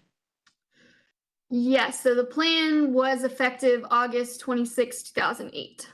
Okay, and so then can you, probably you weren't here, but do you know that property to the south that the applicant is using as justification for this, that includes 2 of the uses that the subject application proposes, why that is, and I don't know if the Planning Commission supported it. If you know, that would be helpful, but do you have any information regarding that PD to the south?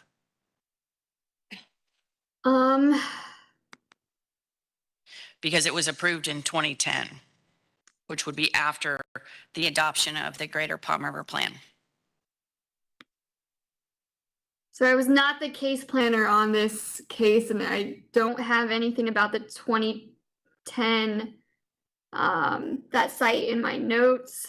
Do you know the Planning Commission's staff report states that the finding of its inconsistency is primarily based on the fact the Palm River Plan doesn't designate this area as industrial.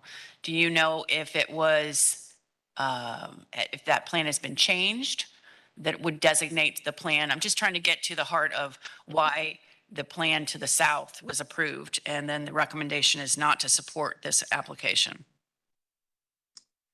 Based on my knowledge, I don't believe the Greater Palm River Community Plan has been changed since 2008. And the last question, not to belabor this, but do you know if that Palm River plan designates the property to the south as industrial?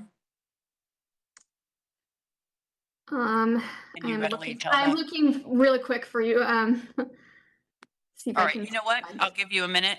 We'll keep going in the hearing, and if you could just answer that final question about the property to the south and what it's designated on the Greater Palm River plan, that would be helpful. If you can't, I understand, but we'll come back to you in just a moment. Okay, thank you. Thank you, I appreciate it. We'll turn to anyone that would like to speak in support. Is there anyone in the room or online? Seeing no one. Anyone in opposition to this request? All right, no one. Mr. Grady, anything further to add? Nothing further. Okay, Ms. Pappendrew, that was your minute. Do you, any luck in looking for that plan?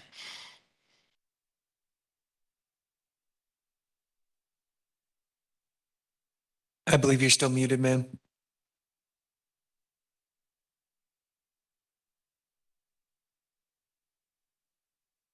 Excuse me, sorry, I was muted.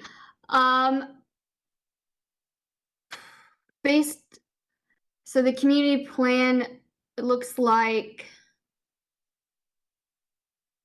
apologize, I'm trying my best. The graphic is a little blurry. It looks like that area for 2010 is on the border of the industrial and residential area. That the property to the south is on the border? The south is on the border of the industrial and residential area. And so what is it designated? Is it residential?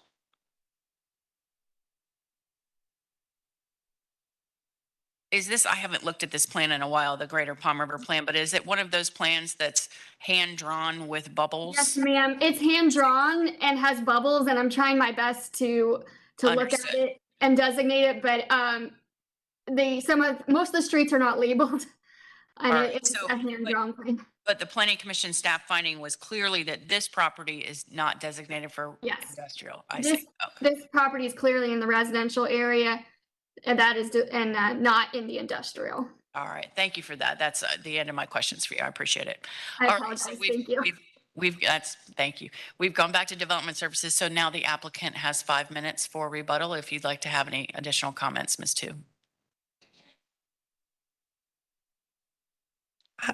For the record, I just wanted to add, during the planning commission's findings, the parcel to the south, she designated as vacant residential. However, it is zoned PD for those intended uses that I listed. So I believe that was a mischaracterization of the south parcel, which is zoned PD for the CG uses and warehouse and assembly. Okay, understood. Thank you so much. I appreciate it. Then with that, we'll close rezoning 21-1321 and go to the next case. Item D4 was withdrawn at the beginning of the hearing, so the next item is agenda item D5, rezoning PD 22-0369. The applicant is the DeCobo Corporation. The request is the request to rezone from CG to planned development. Tanya Chavello will provide staff recommendation at the presentation by the applicant. Good evening. Good evening, Madam Hearing Master. We're here to show you to change the zoning from a CG to a PD for the expansion of air or climate controlled storage. Could I get your name and address, please? That's okay. Albert DeCobo, the DeCobo Corporation, 5425 West Crenshaw, Tampa, Florida, 33634. Thank you so much. Go ahead. Sorry about that. That's okay. It's quite simple PD, I think, after several months, but we're here. All we're doing was changing it from a CG to a PD for the expansion of climate control air conditioner storage. We've met with staff. It's consistent with the Planning Commission, and I believe we have staff support now for the expansion. It's on the west side of West Hillsborough, 1,200 feet just east of the Pinellas County line. We've been in business now since '95. And we're just looking to expand the operation. To the west, we have a shopping center. You can see to the east, you got agricultural, retail, and it's a PD with a restaurant at some future time. And directly behind us is a retention pond for FDOT, the expansion of the Hillsborough. I don't really have anything else. I think we've worked it, and I think we're here. So we just ask for your approval, and I think you got staff to. All right, thank you so much, sir. I appreciate it. If you could sign in with the clerk's office. Development Services. Good evening, Tanya Chapela, Development Services. The existing zoning is commercial general, which permits general commercial uses. The proposed zoning for planned development is to allow a mini warehouse facility, which is already in place. They're adding a new building to the southwest section of the property. And also they are allowed to, the request is to allow ancillary uses. The applicant also requested a waiver to the Land Development Code section 60101 and note number 8 to allow a 36 feet building, 6 feet tall building at a distance of 24 feet. So, and the conditions is 25 feet. So the applicant has that space to work with during the site construction. The proposed uses are comparable to the current CG allowed uses. Furthermore, the proposed project reduced the number of potential uses currently allowed in the subject property. The proposed 0.58 FAR is under the maximum of 0.75 FAR, which is allowable in the OC 20 comprehensive plan category.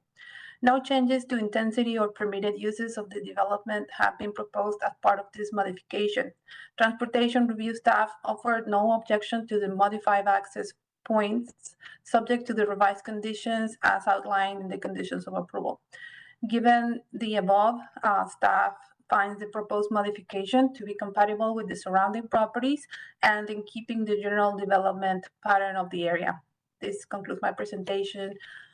Please let me know if you have questions. Thank you. I do, Mr. Pella. Just one quick question that just came up as a part of your presentation. I see I have a copy of the revised site plan, or the revised staff report rather, that notes the requested waiver. So that's for the 2-to-1 setback based on the height of the building. Yes. And so that's condition now 2.1 that shows the 25-foot side yard setback. That would be what they're asking for, correct? Yes. And so then that waiver then would just need to be added to the second page of your staff report under waiver. And if you could tell me if you know what the requirement would be if they were to adhere to the 2-to-1 setback, what would be the requirement? And then I guess the resulting amount would be 25 feet. Do you happen to know that? So they could get 20 feet for a building, but they're adding 16 feet. So they have 36 feet. So that would be 16 times 2 is 32 feet setback instead of the 25 feet. So 32. Okay, perfect. To 25. All right, that was my only question. Thank you so much. I appreciate it. Planning Commission. Andrea Pappendrew, Planning Commission staff. Subject property is within the Office Commercial 20 Future Land Use category, is within the urban service area and the town and country and the Northwest Hillsborough community plans. Office Commercial 20 is to the east and west of the subject site. Light industrial is located to the north and residential 4 is located to the south. The subject site is within the coastal high hazard area. At the time of filing this report on August 3rd, 2022, transportation and zoning comments from Development Services were not in optics. According to Appendix A of the Future Land Use element, the intent of the Office Commercial 20 category is to recognize existing commercial and office centers and provide for future development opportunities. New retail development should be part of a mixed-use development or be clustered at the intersection of major roadways. Retail uses should be discouraged outside of these nodes. Enclosed self-storage is a commercial use and can have a maximum FAR of 0.75. The proposed FAR for the site is 0.60, below the maximum permitted. The proposed rezoning meets the intent of Objective 1 and Policy 1.4 with respect to compatibility with the surrounding area. According to Policy 1.4, compatibility is defined as the characteristics of different uses or activities or design which allow them to be located near or adjacent to each other in harmony. Compatibility does not mean the same as, rather it refers to the sensitivity of development proposals and maintaining the character of existing development. Enclosed storage is a commercial general use, and the applicant is requesting an expansion of the existing use. Several commercial uses ranging from retail to food service and big box retailers exist along West Hillsborough Avenue, and the request is compatible. Subject site meets the intent of Objective 16, Policy 16.1, 16.2, and 16.3 regarding the protection of existing neighborhoods. The site is located along a major arterial roadway and will not impact any existing nearby residential uses. The uses transition residential forward to the south, and a wetland area acts as a sufficient buffer. Site also meets the intent of Policy 16.5, as a higher intensity non-residential use is located along an arterial roadway. Community design component in the future land use element contains policy direction regarding commercial design standards. Goals 9 and 17 require commercial site development to complement the character of surrounding area in terms of scale, design, and ambience. The overall area is commercial in nature and will meet the intent of goals 9 and 17. Site is located within the limits of the Town and Country Community Plan, which seeks greater connectivity within new development. The applicant will be providing access to West Hillsborough Avenue and internal connectivity, thereby meeting the intent of the community plan. Site is also located in the Northwest Area Community Plan and meets the intent of Section D that seeks to ensure the continued economic vitality of the area by balancing development opportunities and housing. Based upon the above considerations, Planning Commission staff finds the proposed plan development consistent with the Future of Hillsborough Comprehensive Plan for unincorporated Hillsborough County, subject to the conditions of the Department of Development Services of Hillsborough County. Thank you. Thank you. I appreciate it. Is there anyone in the room or online that would like to speak in support? Seeing no one, anyone in opposition to this request? No one? All right. Mr. Grady, anything else? Nothing further. Go back to the applicant. Anything? Oh, Ms. Chappella? Excuse me. Well, that's fine. Go ahead, Ms. Chappella. I was thinking about the fact that the request or the distance separation between the 36-foot building and the property line should not be 25, but 24 instead, because 24 is less restrictive. If the condition is for 25 feet, then what the applicant is intending to do would not be permitted. I apologize, but I wanted to say this before they keep forward with their project. So that zoning condition should be changed to 2.1 should go to 24 feet? 24 feet because it's less restrictive, so they can, if that makes sense. Okay, well, it's the applicant's turn, so we'll get their comment on that, but I appreciate the clarification. Thank you. All right, sir, back to you. Do you understand? No, I didn't understand what you. All right, so Ms. Chappella, the proposed zoning condition 2.1, I don't know if you have a copy of that report. Right now, it reads that a 25-foot side yard setback would be required for the mini warehouse structure, and she's saying that it would be 24 feet. Does that? Yeah, I think that's what we talked about, yeah. That's your understanding? Yeah, that's what my understanding. Okay, so you're agreeing with Setback 24 feet? 24 feet. Right, for the building on the West side. the west side. Okay, perfect. Okay, then it sounds like everyone agrees. Did you have anything else you wanted to add before we close? No, again, I think we have both planning commissions consistent in approval with conditions, so appreciate your support. All right, thank you so much. I really appreciate it. We'll close rezoning 22-0369 and go to the next case. The next item is agenda item D6, rezoning PD 22-0559. The applicant is Progressive Capital Group LLC. The requested is a rezone by AS1 and PD to plan development. Sam Ball will provide staff recommendation after presentation by the applicant. Good evening. Good evening, Cami Corbett with the law firm of Hill, Ward, and Henderson, again, 101 East Kennedy Boulevard, Suite 3700. I do have a PowerPoint. You can see the site here. It's right near Morris Bridge Road and 127th Avenue, just on the western side of the interstate. Next slide. It has kind of an interesting history. It was originally under private ownership, and then it was acquired by FDOT in 2006 for right-of-way and drainage improvements and used as a staging area.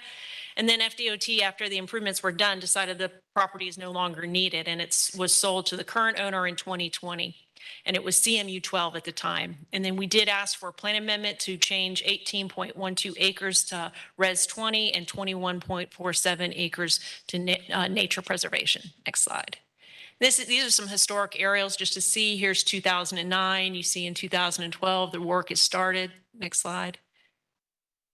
And then 2016, you can see they wrapped up their work. And then here we are forward to 2022.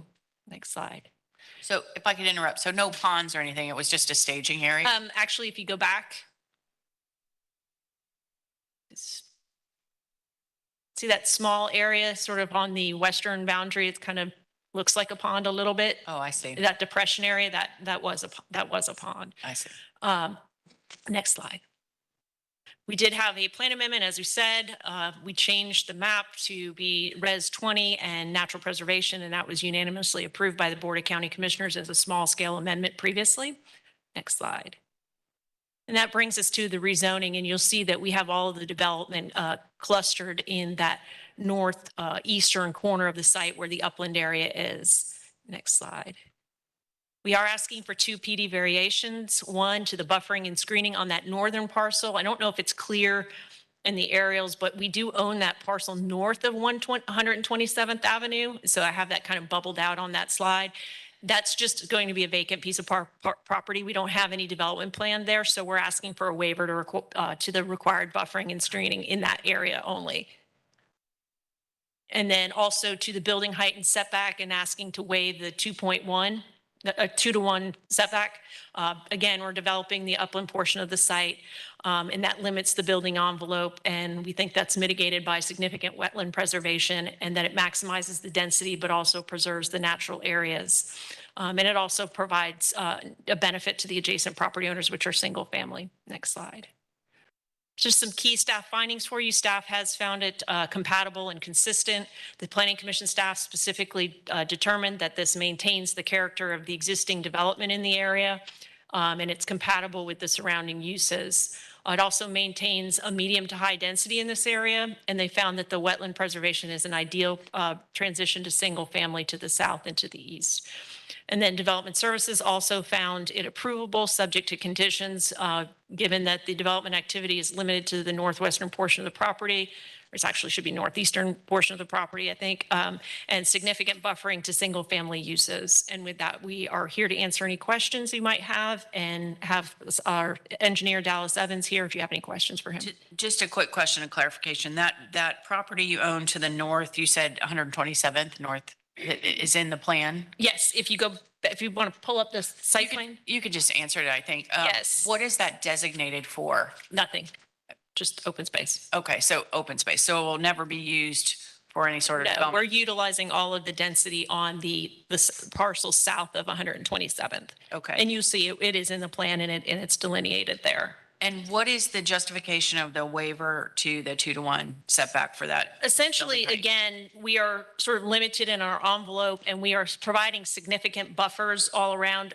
Really, if you could pull back up the site plan.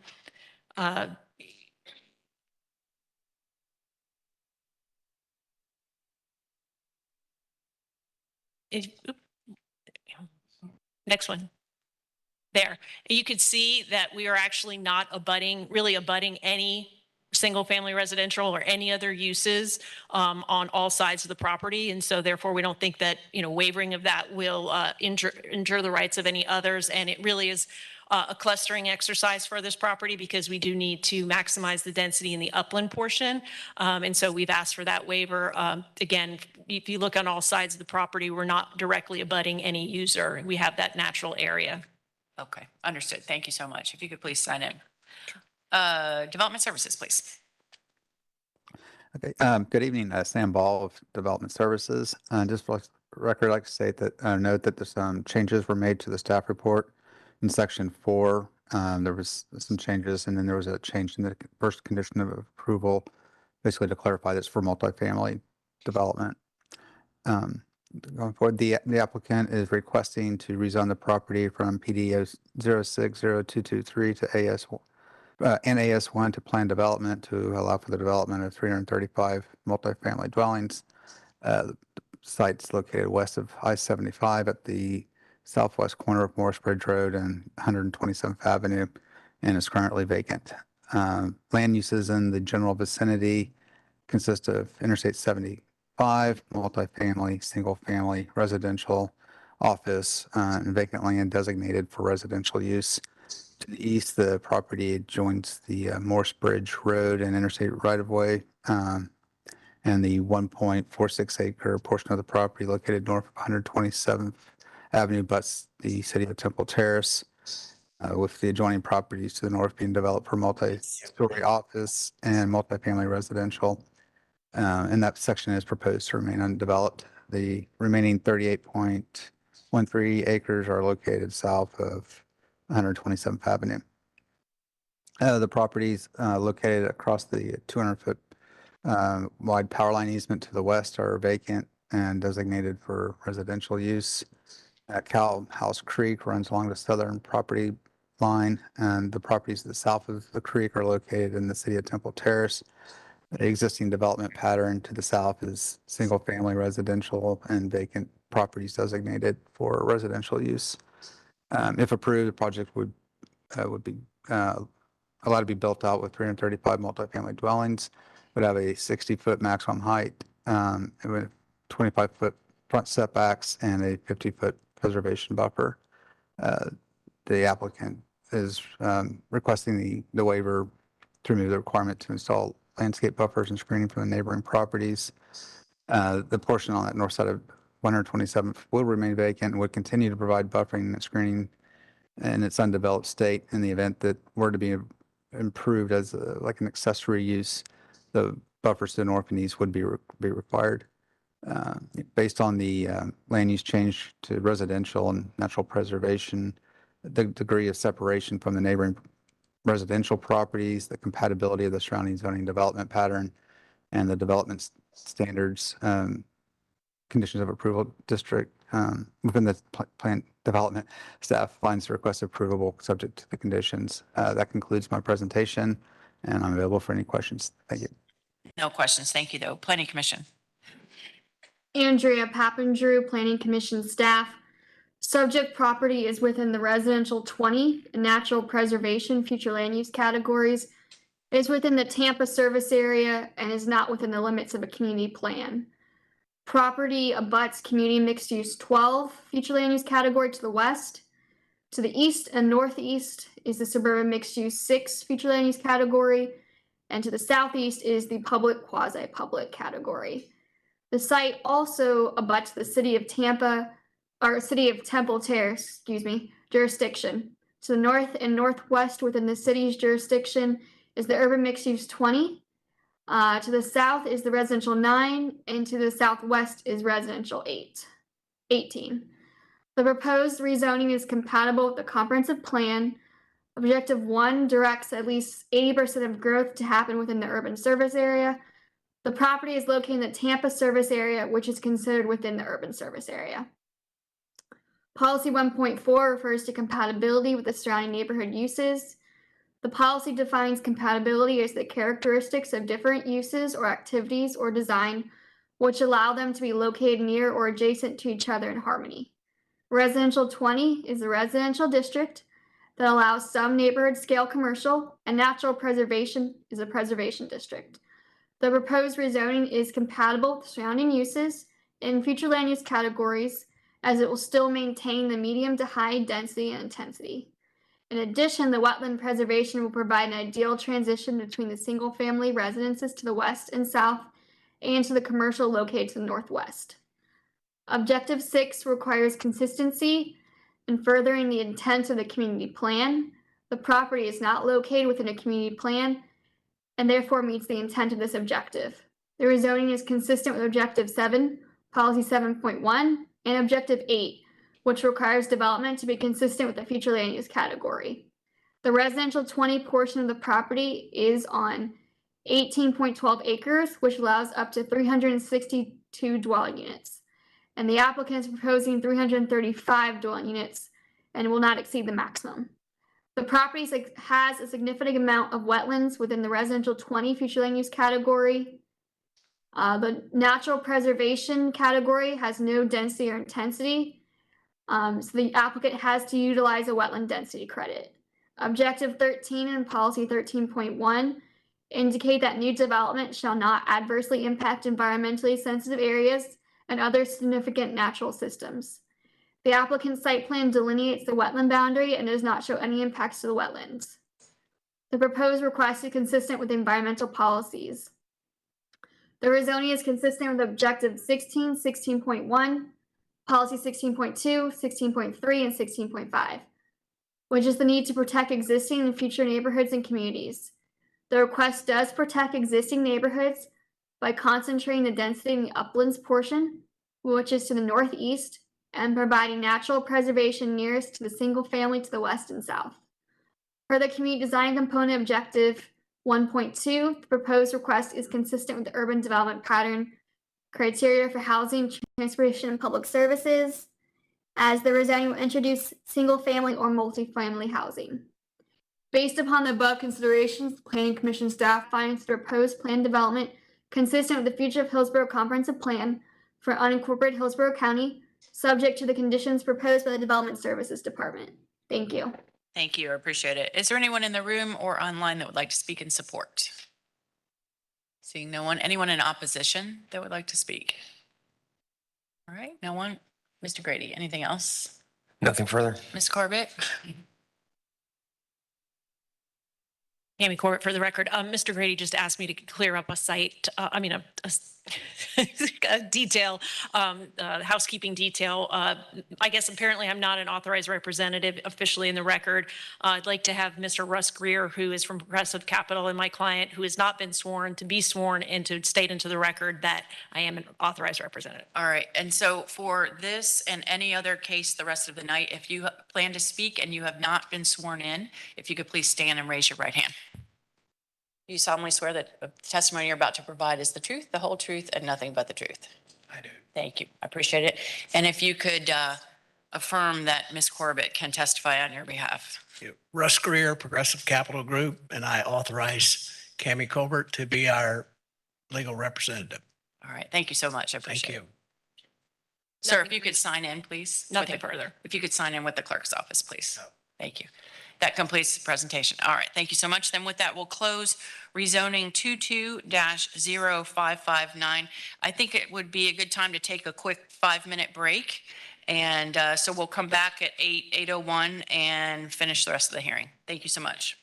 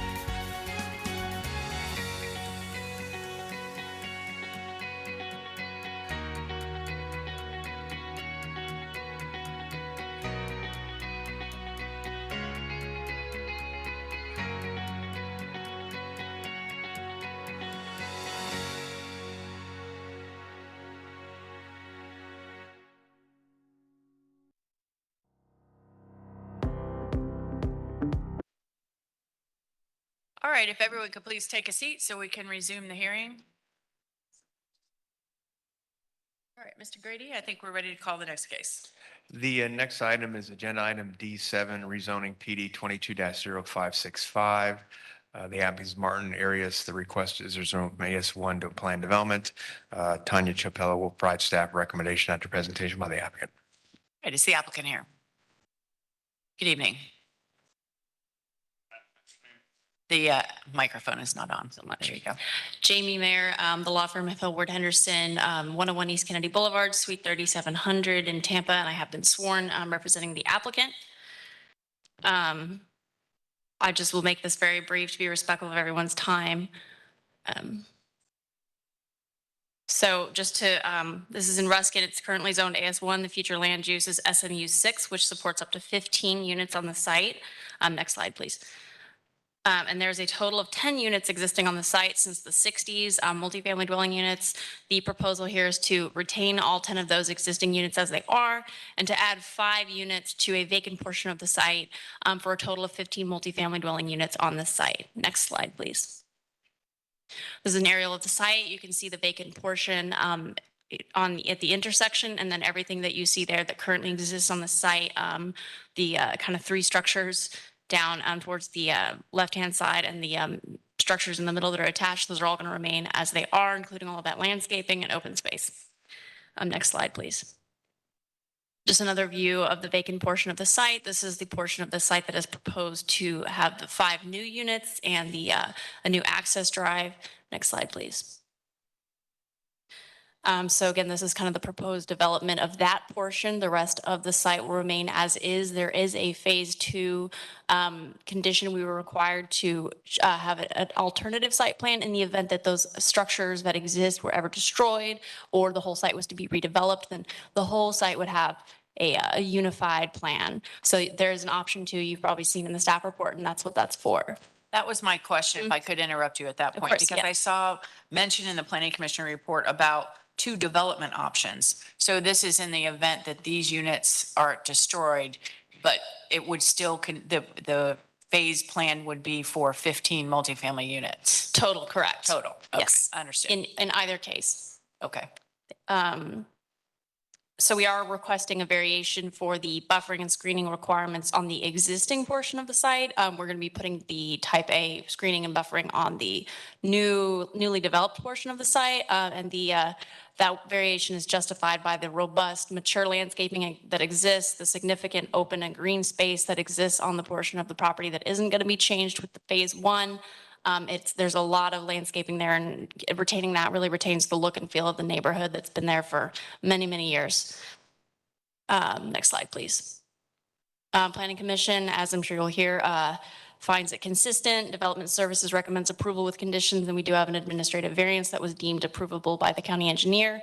We respectfully request the zoning hearing master's recommendation of approval as well. Our civil engineer and traffic engineer are also here to answer any questions if there are any. Thank you. No questions other than what I had. If you could please sign in, please. Development Services, please. Tanya Chapella, Development Services. The existing zoning is agricultural single-family 1, which permits agricultural uses and single-family residential uses. The proposed zoning for planned development is to allow a total of 15 multifamily residential units and ancillary uses. Also, under the existing conditions, access is permitted without changes.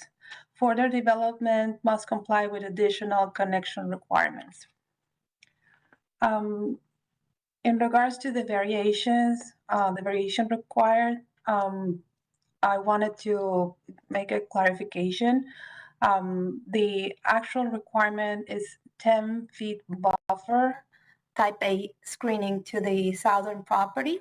It is zone AS1. It is occupied by a church, which is an institutional use. So that will be an intensity group 2 versus A4, which is 10A instead of the 5A as the applicant stated before. So we would need to add 2 conditions. One is prior to certification, the site plan should be amended to change that 5 feet buffer, and instead it should state a 10 feet buffer. And also condition number 2 should state a 10 feet buffer. Type A screening is required in the southern portion of the area to be developed to the west of the property. In regards to the context of the surrounding area, the parcel is located along 3rd Avenue Southeast with single-family and multifamily developments. The residentially zoned parcel to the north is developed with 1- and 2-story multifamily buildings. To the east is a single-family lot. To the south is a church in a property zone AS1. To the west, across 15th Street Southeast, is a single-family subdivision. According to the property appraiser's website information, the 10-unit development exists since 1966. The applicant is proposing to add 5 units for a total of 15 units. The proposed uses are comparable to the current residential uses, and the proposed layout is compatible with the surrounding development pattern. Furthermore, the proposed 6 dwelling units per acre density is under the surrounding development's approved densities. Given the above, staff finds the proposed modification to be compatible with the surrounding properties and in keeping the general development pattern of the area. This concludes my presentations. I'm available if you have questions. No questions at this time, but thank you. Planning Commission. Andrea Pappendrew, Planning Commission staff. Subject property is within the suburban mixed use 6 future land use category. It is within the urban service area and the South Shore area wide systems and Ruskin community plans. According to Appendix A of the future land use element, the intent of the suburban mixed use 6 future land use category is to designate those areas that are urban or suburban in intensity and density of uses, with development occurring as the provision and timing of transportation and public facility services necessary to support these intensities and densities are made available. Suburban mixed use 6 is located to the south, east, and west of the site. Residential 6 is located to the north of the site. The site is located in the urban service area, where according to Objective 1 of the future land use element, 80% of the county's growth is to be directed. Policy 1.4 requires all new developments to be compatible with the surrounding area, noting that compatibility does not mean the same as, rather, it refers to the sensitivity of development proposals and maintaining the character of existing development. The proposed rezoning is requesting a density that was in the maximum permitted for the suburban mixed-use category at 15 units. The applicant has proposed 2 development options that allow for the subject site to be responsive to current and future conditions and meets the intent of Policy 1.4. The site meets the intent of Objective 9 and Policy 9.2. that requires new developments to adhere to all local, state, and federal land development regulations. The applicant has asked for a waiver to Type A buffering and screening requirements, and the applicant is also asking for an administrative variance for the corner clearance at 3rd Avenue Southeast and 15th Street Southeast. At the time of filing this report on August 3rd, 2022, transportation and zoning comments were not yet available in optics. The proposed rezoning meets the intent of the neighborhood protection policies for Objective 16 and Policy 16.1, 16.2, 16.3, 16.5, 16.8, 16.10, and 16.11. The development pattern of the surrounding area is primarily residential with a range of housing types such as single-family, multifamily, and mobile home parks. Residential support uses are also near the subject site. The development option 1 proposed would not significantly change the existing character of the site other than the addition of 5 dwelling units on the western portion and the retention of existing landscaping that acts as a buffer to the south and east of the site. In the event of future redevelopment of the site, option 2 would provide for a cohesive and integrated development with an efficient roadway network, and the proposed stormwater pond on the south side acts as a transition from the church use to the south. Goal 12 of the community design component requires that development be compatible with the surrounding area. In this case, the scale of development is compatible to the adjacent residential areas. Subject site is within the limits of the South Shore Area-Wide Systems Community Plan, which recognizes the preferred development pattern of each of its smaller communities. In this case is Ruskin, which also has an adopted community plan. The site is in Area 2 of Northeast Ruskin and meets the intent of Goal 5 of the Ruskin Community Plan by providing housing that supports all income levels and is not above the height restrictions outlined in the plan of 50 feet. The proposed rezoning will not disturb the preferred small town character of the community and will not be gated off from the larger community. Based upon the above considerations, Planning Commission staff finds the proposed rezoning consistent with the future of Hillsborough Comprehensive Plan for unincorporated Hillsborough County, subject to the conditions of the Development Services Department of Hillsborough County. Thank you. Thank you. I appreciate it. Is there anyone in the room or online that would like to speak in support? Anyone in favor? Seeing no one. Anyone in opposition to this request? No one. All right, Mr. Grady, anything else? Yeah, just one additional. Within the agency comments, Water Resources has a comment and recommended condition regarding, which is a standard condition we've been applying to projects south of the Alfire River regarding restricting issuance of building permits until the CIPC projects dealing with water capacity are online. So that needs to be added as a condition to reflect the transportation comments that they have, because we typically would put that as a condition to memorialize the comment they provide in Water Resources comments. I will note that we will add that as a condition to reflect the comments in the Water Resources agency comment. All right, thank you very much. All right, with that, then we'll go back to the applicant who has 5 minutes if you'd like to take it. All right. Oh, there you go. All right. So nothing further from the applicant. So we'll close rezoning 22-0565 and go to the next case. The next item is agenda item D8, rezoning PD 22-0685. The applicant's HBWB Development Services LLC. The request is rezone from AS1 to Plan Development. Tim Lampkin will provide staff recommendation after presentation by the applicant. Good evening again. Good evening, Cami Corbett with the law firm of Hill Ward Henderson, 101 East Kennedy Boulevard, Suite 3700. Here this evening representing Homes by West Bay on this PD redevelopment rezoning. Next slide, please. To show you the surrounding area. That on the left is the close-up. This is in Valrico, Little Road and Bloomingdale Avenue. On the right-hand side of the screen, you can see the site in the larger context of the surrounding Valrico area. Next slide. And then did want to show the site in context with the urban service boundary, which is the solid blue line over there on the right. We are solidly inside that urban service boundary. Next slide. We are asking for approval for 25 single-family residential units. We are proposing a minimum lot width size of 70 feet. We have a minimum lot size of 9,100 square feet with the exception along the southern boundary. We are providing a minimum of 10,000 square feet along that southern boundary. We are providing a 10-foot landscaping and vertical screening area, which is over and above what's required by the code.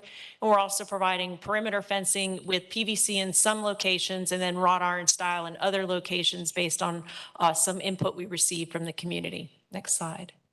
We did have 2 community meetings. The first one was in May 6th with our original proposal, which is for 60-foot wide lots. We talked a lot about that lot size and density. Those were a significant concern. Our original lot size was 7,200 square feet, and there was concern about that. There were some questions about whether or not we would be required to connect to Crestwood Drive, and we originally did not call for that connection, and Steve Henry will talk about that a little bit more later on. But per staff's review, we are required to show it on the plan. We talked about traffic concerns, we talked about drainage concerns, and we talked about buffering and screening, again, talking about what types of fences, what styles of fences. Then we went back and had a second meeting, and we had agreed to go ahead and make the minimum lot width 70 feet. And that's what we presented to the community. Again, and we had reduced the density from 30, which was the original proposal, to 25. And again, we talked again about lot sizes, and we were asked to consider larger lot sizes along that southern boundary. By this time, the plan did show a full connection on Crestwood Drive, and there are significant concerns about that connection. Again, we talked about traffic and specifically the traffic that would result from the connection to Crestwood Drive. Again, more questions about drainage, which I'm going to have Todd Amidon, our engineer, address. We are in a volume-sensitive area, and you will see we have a significant stormwater pond requirement that is limiting the geography and layout of our site. And then again, we did share with the group that we had modified the buffering and screening to allow for specifically closer to Little Road. There is some drainage that comes through, and there was a concern that was raised by some of those property owners that they didn't want the PVC fence there adjacent to their property because they wanted the water to be able to flow and into the drainage area where it currently drains now. And we did accommodate that and present that on the plan. Next slide. And again, here we are today, where with the 90, we increased the lot sizes even further to the 9,100. That little bubble doesn't show the 10,000 on the southern boundary, but that is in the conditions. And again, minimum lot width of 70 feet. And you can see on the site plan that showing at the bottom of the site plan that connection, but it's really the connection to the west to Crestwood Drive. And you can see our one access onto Little Road. And you can see the original plan didn't really have the stormwater area very clearly delineated on the plan. And you'll see that we provided that. There were originally some questions from the Planning Commission about meeting minimum density because it almost appeared when the site plan was originally submitted, the vacant, we have to label the current use of the property and it's labeled as vacant, but there was a perception that that was just vacant land. And we cleared that up by showing that that's actually going to be used for stormwater. Next slide. And then at this time, I'd like to ask Todd Amidon to come up and discuss the stormwater issues, and he'll be followed by Steve Henry, who will address transportation issues.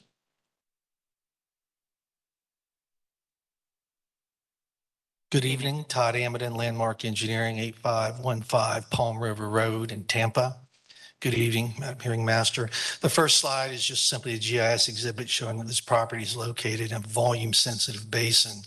In short, from the Hillsborough County Stormwater Technical Manual, that means there's not a defined outfall point. It means it's not adjacent to a ditch, a canal, a swale, or a municipal drainage system of which you can have a concentrated point of discharge. In this case, there's extra water quantity criteria that you would have to meet, storing additional water on site. Or the easier way to do is to propose a retention pond where you retain all the water and recover via percolation, which is what we propose. And then on the right-hand side, obviously, is the proposed approximate pond limits of the design, which is obviously above what is typical because of this area and this requirement. I'm here free for any questions you have. No, that explains it. Thank you. I appreciate it.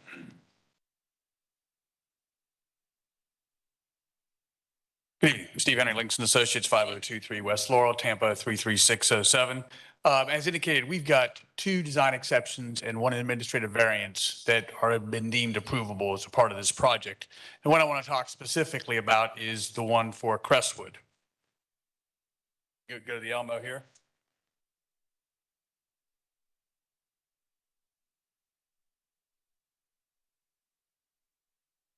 Okay. This is the site plan. Here, Little Road here, Crestwood right here. And as Ms. Corbett had indicated, previously on the original submittal, we did not have the access to Crestwood. We only had it to Little Road. Then the staff had required that we make that connection to Crestwood. And so we submitted a design exception for Crestwood. And what we have come up with as far as the improvement to Crestwood is the last probably 160, 200 feet of Crestwood actually goes from 20 feet down to about 14 feet. And here's our property here. Here's Crestwood. You can see, again, I'll put the site plan here. So we're talking about this area right in here for Crestwood. It tapers down to less than 20 feet. So what we're proposing to do is that last bit is to go ahead and widen that to 20 feet. And that would provide the 20-foot pavement for that. One of the things heard was traffic. Again, this is a relatively small project. It's 30 single-family homes. So the reality is what we would anticipate that traffic you might add to Crestwood, maybe somewhere in less than 10 cars in a peak hour is what you might expect us to add. Because again, if you look at the site plan, the orientation and the main access is to Little Road. So this would be a secondary access for the project. But again, we're fine with no access, but obviously we've been requested or required by the county to provide that access. So that concludes my presentation unless you've got any questions. No, I don't, but thank you so much. Thank you. Appreciate it. If you could please sign in. Cami Corbett again. Got to get the last slide. And just to clarify, Mr. Henry just said 30 homes. That was the original request. We were asking for 25. 25, Yeah, understood. we're not. Again, key staff findings, the staff, both Planning Commission and Development Services are supporting the application. Planning Commission found that it's consistent with Objective 16, protecting existing neighborhoods. It's consistent with Goal 12 and Objective 12.1, the compatibility. They find that the single-family homes are consistent and compatible with single-family homes, and they find the waiver to the minimum density policies appropriate given the surrounding land pattern in the area, and I'm sure you'll hear that when they go over their report. Also, Development Services is noted that the proposed development allows a gradual transition to the smaller lots. We did increase those lot sizes up to that 70-foot, and that we are providing that enhanced buffering and screening that we wouldn't otherwise be required to do in the code to try to lessen the impact to the adjacent property owners. And really, the property owners on the south are most directly affected because they're having development right up against their property boundary, whereas the property owners to the north in that subdivision are separated significantly by the stormwater pond. And with that, we'd respectfully request your approval. And I do see that I have 6 minutes left. I'd like to reserve that for rebuttal if possible. All right, thank you very much. We'll go to Development Services. Hello, Tim Lampkin, Development Services. The approximately a 12-acre subject property is located west of Little Road, north of Bloomingdale Avenue, and east of Crestwood Drive within the urban service area. The subject property is zoned agricultural single family.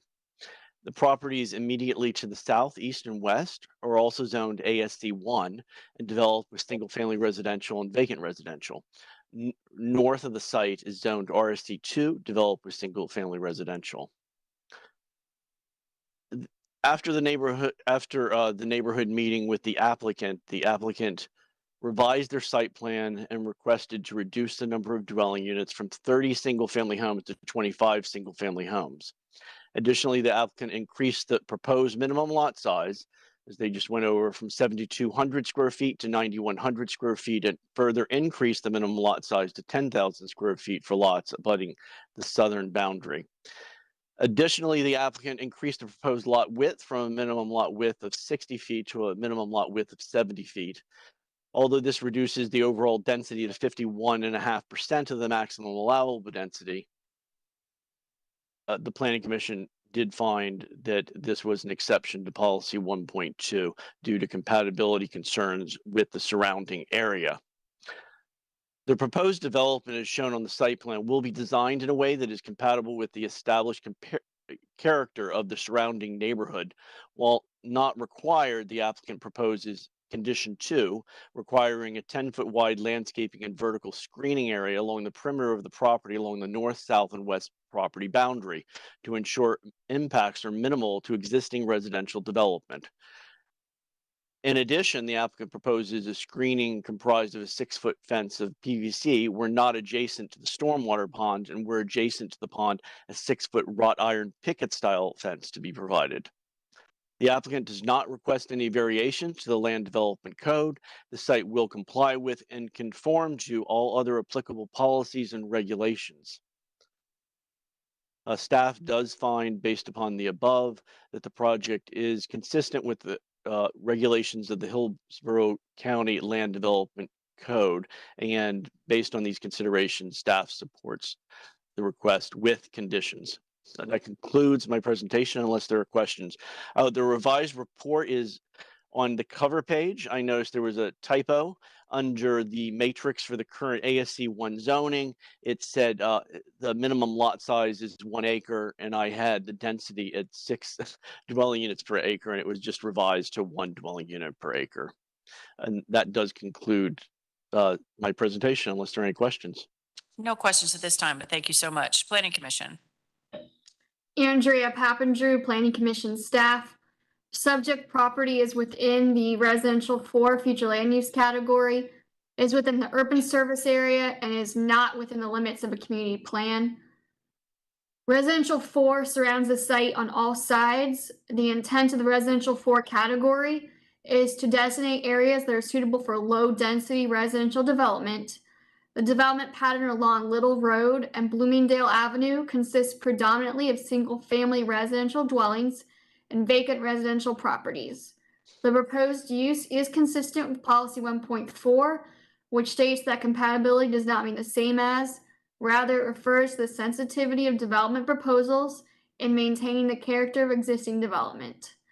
Additionally, the proposed use is consistent with Objective 16 and Policy 16.1, 16.2, and 16.3, which seeks to protect existing neighborhoods and development by ensuring compatibility with the surrounding area through various buffering requirements and mitigation techniques. Goal 12 and Objective 12-1 of the community design component require that new development be designed in a way that is compatible with the established character of the surrounding neighborhoods. The proposed 25-unit single-family residential homes are allowed in the residential 4 future land use category. Subject property is compatible with the adjacent single-family residential lots and vacant residential lots to the north, south, east, and west. In addition, the applicant is proposing a 10-foot landscape buffer along the entire site boundary. With a 12.1 acre site, up to 48 dwelling units can be considered on site. The applicant is requesting 25 units, which is less than 75% of the allowable density of the land use category per Policy 1.2. The applicant is requesting an exemption of minimum density per Policy 1.3 based on the criterion that developing at a density of 75% or greater would adversely impact the existing development pattern within a 1,000-foot radius. The applicant has stated that the area is predominantly single-family residential uses, and the proposed development is consistent with the character of the area. The applicant states that developing at 4 units per acre would not match the surrounding development pattern. The applicant's proposing 70-foot lot widths and minimum lot sizes of 9,100 square feet, with southern parcel lines a minimum of 10,000 square feet. Surrounding development pattern for the area within 1,000 feet has an average dwelling units per acre of 0.94. The proposed 25 units on a 12.1 acre site results in an average of 2 units per acre, requiring the applicant to provide smaller lot sizes to meet the minimum density of 36 units would not be compatible with the surrounding residential development pattern. In addition, the proposed development would be a gradual transition from the smaller lot single-family projects adjacent to the north and east, and the larger lot single-family properties to the south and west. Based on this, Planning Commission staff finds that requiring more units on site would not be compatible with existing development pattern, and the proposed meets the minimum density exemption stated in Policy 1.3. Based upon the above considerations, Planning Commission staff finds the proposed plan development consistent with the Future of Hillsborough Comprehensive Plan for unincorporated Hillsborough County, subject to conditions proposed by the Development Services Department of Hillsborough County. Thank you. Thank you so much. Before we leave the staff testimony portion, let me ask either Mr. Perez or Mr. Ratliff from the county's transportation section to comment on that request for access from this project to Crestwood and the requirements for that. Yes, good evening, Madam Zoning Hearing Master. Per the county subdivision access provisions of the Land Development Code, Section 60201, connection to existing adjacent roadways is required. The intent of these provisions are to ensure adequate vehicular and pedestrian access is provided and to provide multiple direct connections in the local street system to and between local destinations and allow for also emergency access. These requirements from the Land Development Code and the proposed design of this subdivision generally seeks to provide multiple travel routes for residents, utilize existing public roadways, Crestwood Drive, and reduce the use of thoroughfares, in this case Little Road, which is a collector road, as the only access option, and provide improved pedestrian routes. Thank you for that clarification. I appreciate it. All right, we'll turn to those that would like to speak in support. Is there anyone that would like to testify in support in the room or online? Seeing no one. Anyone in opposition that would like to speak? All right, so we have 1, 2 people. Anybody else? Is there anyone online? Are here? Okay. All right, so there are 2 people. And do you want to divide the time, the 15 minutes equally? 10 and 5? Okay, all right, so who's going to go first? So if you could set it for 10 minutes. Thank you for working that out. I appreciate it. Good evening.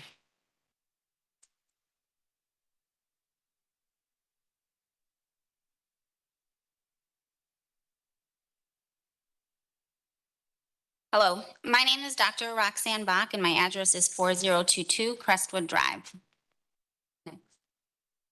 I'm speaking in opposition on behalf of my family, my neighbors, and the nearly 600 community members who have signed the petition opposing this rezoning. We ask that you deny this proposal based on the many statements in the application and the county reports that are false, gross exaggerations, or not in compliance with the Hillsborough Comprehensive Plan. I will be referencing these 2 other recent West Bay developments in my presentation, Ridgewood and Northwood. These are some photos of the surrounding area. This is my property to the west. And as I go through these photos, I'd like you to notice how many homes that you can see from the road. This photo is of Country Gate, which is directly to the north. And this view is from Little Road to the east. This is what they are proposing. Northwood is being built by the same developer. They have similar lot sizes and they're similar style houses. Here you can see 9 homes stacked up on each other, and this is only one side of the road. Now these lots may be 60 feet, but 10 feet extra is not going to make a huge difference. It's not going to look like a community that is shown in the next slide. This is Crestwood. What they are proposing is not in character with the surrounding area.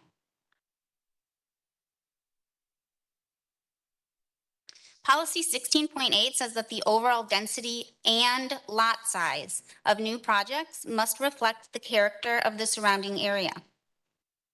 In the color-coded map on the right, the property outlined in yellow is about 2.54 acres, and the little red squares are representative of the lots proposed.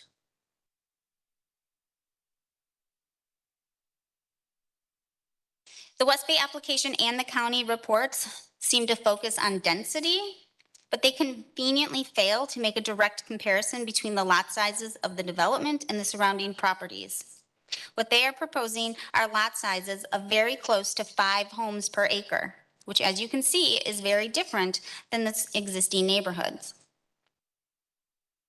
To further emphasize this point, you can fit 12 of these lots on the one property outlined in yellow. A ratio of 12 to 1 is not compatible or could possibly be described as in harmony. Further, this map is being generous because if you take that property and divide it into 12, those lots are actually larger than the ones that are being proposed by West Bay.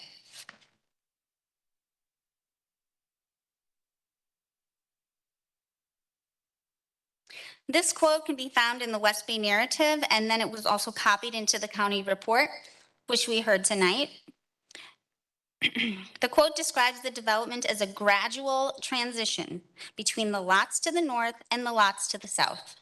A transition goes from small to medium to large. There is no way that you can claim these little red lots are a transition when they're significantly smaller than all of the surrounding properties.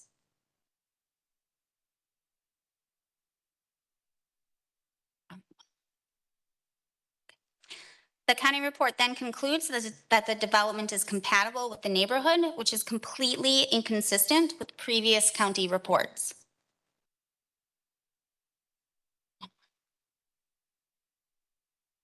For Ridgewood, the county determined that the lots must be either equal or larger than the surrounding properties and was then rezoned to RSC 3. which is the same as the lots to the north of Ridgewood. At a minimum, you need to be consistent and apply the same standards to this neighboring project, which would include a 20-foot buffer and correlates to an RSC 2 zoning, which is the same as Country Gate. West Bay also claims that the project is serviced by a public bus stop less than 1.5 miles away, when in fact, a report directly from HART says the transit does not serve this area. And this is probably because the bus stop is actually 2 miles away down a dangerous stretch of road where there aren't even sidewalks. The claim that there is a diverse mix of transportation opportunities is false. Policy 2.1 says that a project is premature if there is a lack of multimodal transportation systems, which we have just established, or if public facilities are deficient, and both indicators apply to this project. The county rates the level of service along Bloomingdale, shown in red, the lowest possible rating of an F. This means our roads can't even handle the current volume of traffic. We do not have the road infrastructure to support this development. As for stormwater management and drainage, there is none, and this will be talked about more in the next presentation. So policy 2.1 clearly indicates that this project is premature. The next thing I'd like to talk about is publicly connecting Crestwood to Little Road through the development to create additional access points. And there is no precedent for this. If you look within a 1-mile radius of the project, there are at least 25 one-entrance neighborhoods that include the 2 recent developments by West Bay, Ridgewood and Northwood. Here you can see that Ridgewood was bordered by an existing stub out of Springdale, yet there was no attempt made to make the connection. Northwood has frontage on Little Road, but they also were not required to make a connection. They have one entrance on Durant. Instead of connecting to Little Road, they put a drainage pond and a fence.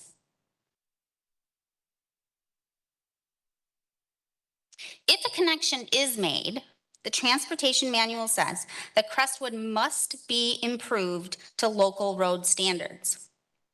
This includes sidewalks, curbs, gutters, etc. This is Crestwood. It has none of those. It's wonderful as a low-volume dead-end road, but it is not suitable to be a public thoroughfare to Little Road. And previously, I shown that the traffic exceeds the road capacity in the area. So the overflow traffic will be using this. An estimate of an extra 10 cars is a gross underestimate of what the traffic would be like. Yet, the only improvement the county is requiring is to make this short stretch of pavement about 3 feet wider. There are so many people in the community that walk this road with their dogs, with their kids. They ride their bicycles. And it is the county's responsibility to keep us safe, to protect us, and to provide safe routes to school. My children walk this road to and from the bus stop. There are no speed bumps, no sidewalks, no safety measures whatsoever. And when I contacted the county about my concerns, they told me to go talk to West Bay's traffic engineer. This is not for me and West Bay to figure out. This is the county's responsibility. Why would you approve this connection without the mandated safety improvements? We all know why. Because no one wants to pay for it. The design exception even says that it would be too much of a burden for West Bay. What you should be concerned about is the burden that you're putting on the community. In conclusion, The community does not have the infrastructure to support this development. It is not in character with the existing neighborhood, and it's going to put the safety of our community and children at risk. We ask that you deny this proposal. Thank you for coming down. If you could please sign in. There was more time on that. I like that 30 seconds back, please. She did it in like 9:30 or something like that. Okay, if you want to, We have 15 minutes. absolutely, sir, I'm not arguing with you. If you want to take 5 and then we'll add her extra time in, that's fine with me. Okay. He's doing it now. Go ahead, please. Give us your name and address, please. My name's Ron Smith. I reside at 3305 Little Road. It's a flag-shaped piece of property. I'm on the inside, arguably the most impacted because I'm on 2 sides. And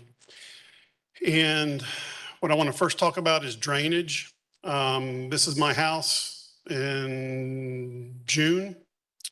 I'm 1 inch away from being in my front door. That is my front door elevation right there. So we built some prior owner built a curb inlet in between my property and 3303. It's right up there. There's a curb inlet taking on water. Can you imagine some homeowner digging a hole next to Little Road and forming and pouring a base, walls, and running a pipe through trees all the way back to the subject property?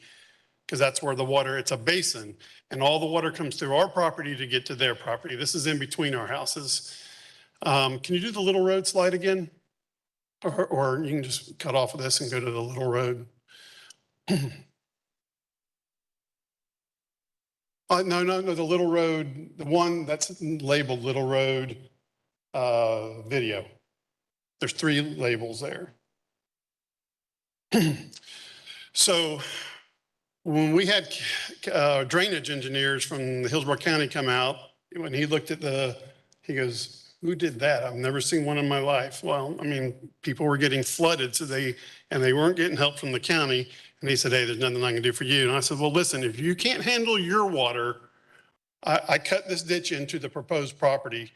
All the water is going in, well, all of it until it rains so much and comes over my berm right there." I said, "I'm going to build a berm and I'm going to stack water up on Little Road. And for 50 to 75 yards, all the way over the crest of the road, people have to drive through this every time it rains. That right there gets the water off of it and it'll drain it in 3 or 4 hours up to the crown of the road, but not on the east side of the road. The east side of the road, it stays there for hours and hours." But on certain rate events, it does breach my berm and come down through our properties like I showed there. So what I'm getting at is when they build their frontage up, I mean, they're like, "Oh, I can't put all that water in my homeowner's backyard." So they're going to have to put drainage in there, and they need to drain on the other side of the road, and they need drainage on this side of the road to handle the water on Little Road since the county's not been able to do it. The next item I'd like to go to is I'd like to talk about a threatened species that's on site. This is the barn that is to be raised on site. There's a little tiny picture of a bird sitting on there. Can you go to the next slide, please? It's kestrel falcons. The male is on the, by the way, I'm a licensed master falconer in the state of Florida and by the U.S. Fish and Wildlife. The male has brought the female, again, right in front of the barn, a mouse. You can see it with a mouse right there. This was taken in June. The landowner, a previous landowner has given us pictures of where the bird is nesting. The birds are nesting in the barn. That's supposed to be raised. I've called the Natural Resource Department to let them know, hey, when they go to demo this barn, you're not going to see it. Hillsborough County goes, "Here's your demo permit, have at it." So they said, we're going to investigate. And then I reminded them 20 plus years ago, another falconer who's an environmental engineer said, "Hey man, I got a site that the Natural Resource Department is making us set aside an enormous amount of acreage do you know any nesting sites? I said, well, I got one in my backyard and I know where others are because that's what I do. I trap and train and hunt with hawks and falcons. So I gave him, I documented with pictures and sites, and he took it and he goes, this is awesome. These are 5, 6, 7 acre sites. They want us to give back a lot more. The Natural Resource Department had a notice of set aside a lot more acreage than that. And they went in and negotiated and negotiated it down to 6 acres. And my question is, are you going to do the same to these folks? Are you going to make this connection road is cutting right through the land that they have made for over 20 years now, made a living. Horse barn, mice. One of the other pictures shows a lizard, if I included it. Again, we have historical pictures as well. Someone needs to do something about it. I mean, it's one thing that, I mean, the whole habitat's going to be destroyed. So, and FWC calls the southeastern kestrel, which is a subspecies of the American kestrel. They call it a rare and threatened species on their first paragraph of their webpage, FWC's webpage. Secondly, they said that the biggest problem today with their population is loss of habitat and nesting sites. That's one of their last sentences. Thank you very much. Thank you for your comments. If you could please sign in. Thank you, sir. All right, ma'am, are you submitting documents into the record with him? Okay, perfect. All right, so that closes the opposition testimony. We'll go back to development services. Mr. Grady, anything else? Nothing further unless you have questions. I don't believe I do of staff. We will, you know what, I will go back to Mr. Perez to talk about the testimony from the opposition regarding the other nearby subdivisions and that lack of secondary access, if you have any information regarding that. Madam Zoning Hearing Master, I do not have specific information on the other developments or areas, neighborhoods in the surrounding area at this time. Or anything. The requirement for the secondary access from the technical manual, is that a recent add to the technical manual, or has that been a long-standing requirement? Well, in general, I mean, I can speak to the development pattern in this area has evolved over a long period of time. Standards have changed in the county's land development code, and the specific standard applying in this case, section 60201A16 says all streets, alleys, and pedestrian pathways in any subdivision or site plan shall connect to other streets and to existing and or projected streets outside of the proposed subdivision. All right, thank you for that. I appreciate it. All right, with that, then we'll go back to the applicant for their rebuttal. Just real quickly on that issue of the access point, I do have that information for you. I'm going to be submitting into the record both the PD plans and the conditions for both Ridgewood Estates and for Northwood. This is the more recent, so Ridgewood was approved in 2016 as a part of a PD. I believe the 17 number that was referenced in the prior testimony was actually from a standard rezone to RSC3. So Ridgewood is comprised of both a PD and RSC3. And at that time, we did not have the same policies related to interconnections. Fast forward to 2019, when we had Northwood.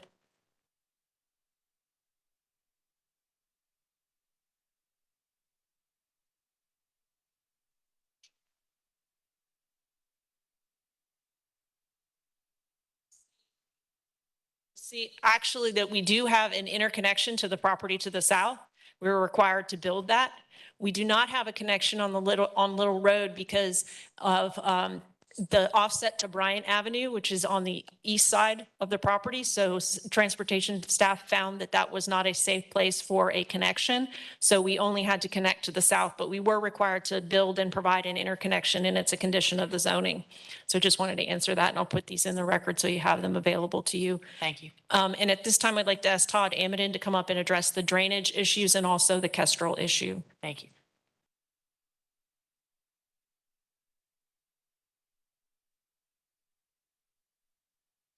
Todd Amidon, 8515 Palm River Road again. Regarding the stormwater drainage, I think that we've addressed this in the community meetings. I believe I even spoke to Mr. Smith once. There's a possibility the regulations are worded in such that you can't block drainage or make an off-site condition worse. I think you're aware of that. What we talked about is with this oversized pond is compensating for any off-site runoff that was coming in. So it's a possibility that we could even, without doing improvements on this property, even make the situation better by not blocking that drainage and allowing that runoff to come into the proposed stormwater facility.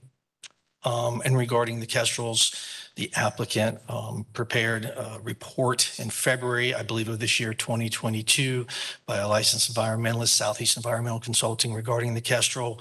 They walked the site via transects per state code and did not find any listed species. All right. Do you have any questions? No questions at this time. Thank you. Thank you. And just one last note, staff, natural resources did provide very specific conditions regarding what we need to do before site development. Presence of species is determined at the time of site development. It's really important to do that because it depends on, is it nesting season? Is it not nesting season? Do we go forward this year? Do we go forward for 5 years? What might be there at the time of site development is really what's important because that's when the impact is actually going to occur. And I'd like to ask Anna Rittenauer, our planner, or do you have a question regarding that? No. Okay. I'd like to ask Anna Rittenauer, our planner, to come up and just introduce herself, state her qualifications and her opinion on compatibility. Thank you. Good evening. Good evening, Anna Rittenauer. I'm a certified land use planner with Clearview Land Design, 3010 West Azile, Suite 150, Tampa, Florida. I prepared and submitted a planning report to the record, and I would agree with staff that this is consistent with the comprehensive plan and compatible with the surrounding area. All right. Thank you. If you could please sign in. Ms. Corbett, does that conclude your testimony? No, not quite yet. Just wanted to point out again that the expert planning testimony in the record is that this project is consistent and compatible with the surrounding land uses. We all know that from the Land Development Code and the Comprehensive Plan, compatibility does not mean the same. There's not a requirement to have the same lot sizes. It doesn't inherently make them incompatible just because they are smaller. We have done our best to make them as large as the geography would allow. Ridgewood Estates has 75-foot lots and Northwood has 70-foot lots. The Northwood lots are actually smaller, and we're providing actually less screening in the Northwood site, which is actually the more modern day site where we're really going for infill. You know, as the urban service boundary fills up, there's more and more pressure inside the urban service area to do infill development. And so I would respectfully say that I think that notwithstanding the testimony from the neighbors regarding their opinion regarding compatibility, that the expert testimony overwhelmingly supports approval.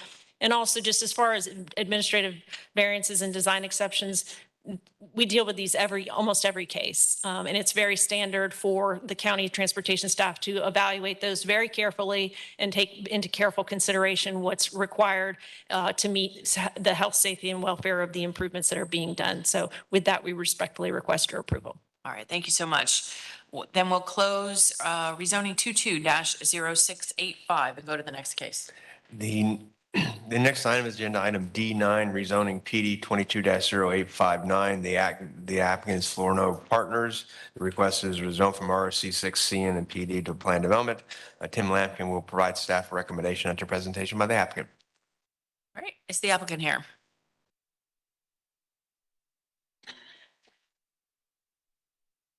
Good evening. Good evening. Julia Mandel with the law firm of Gray Robinson, 401 East Jackson Street. I don't know if we want to give a minute to let them. Yeah. I do have a PowerPoint, if we can key up the PowerPoint. Yes, we are here for the Apex at Highland Oaks Plan Development PD 220859. Next slide, please. The applicant is Floriner Partners, and I'm just going to introduce our consulting team. Her transportation engineer is Sean Cashin of Gulf Coast Engineering. Planner is Robert Pergolizzi, AICP of Gulf Coast Consulting, Environmental Project Manager, Dylan Reeves of Biotech Consulting, and myself, Julia Mandel, Land Use Council. Next slide, please.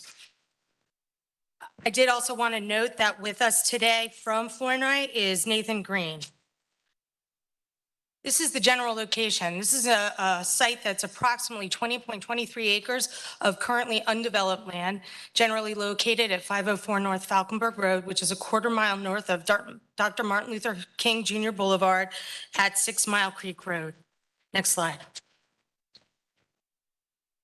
The parcel is currently zoned PD, RSC 6, and CN.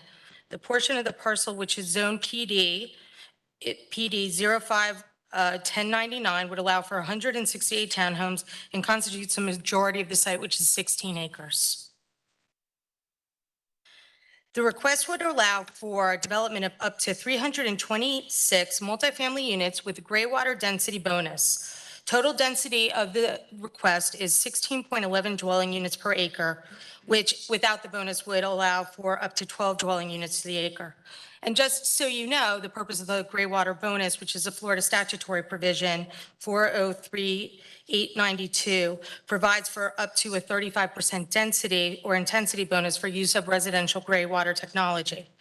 So just for information, gray water is bath water, laundry water, water that's used for cleaning. It is not black water. I just want to make that clear. Staff has proposed a condition that limits the development to 326 multifamily residential units, provided that 75% to 100% of the units comply with section 403892. And we have the density calculation on the slide. Next slide. The site has a future land use designation of CMU 12. It is within the East Lake Orient Park Community Planning Area. School capacity is available at this site for all levels. Fire service will be provided by Hillsborough County Fire. It is within the urban service area. Wastewater services will be provided by Hillsborough County, and water is provided by the city of Tampa. Next slide. I do think it's important to note that this proposed multifamily development is intended to provide much needed rental housing stock within Hillsborough County. The development can come online expeditiously, much faster than a single family detached development. And this is in an area of the county with a mixture of uses. Residential uses include multifamily, single family, and mobile home. There is significant commercial, office, and manufacturing uses both to the north and the south. 3 commercial uses are in the immediate vicinity. In fact, in the corner, there is a sandwich shop restaurant. As indicated, this is located close to employment centers, including the Seminole Hard Rock Hotel, a public supermarket, HCC Brandon, Hillsborough County Tax Collector's Office, and a Tractor Supply Company. What's nice about this particular location is it is located in proximity to existing employment areas. At this time, I'll ask Sean Cashin to come up to give a more detailed discussion of the site plan as proposed.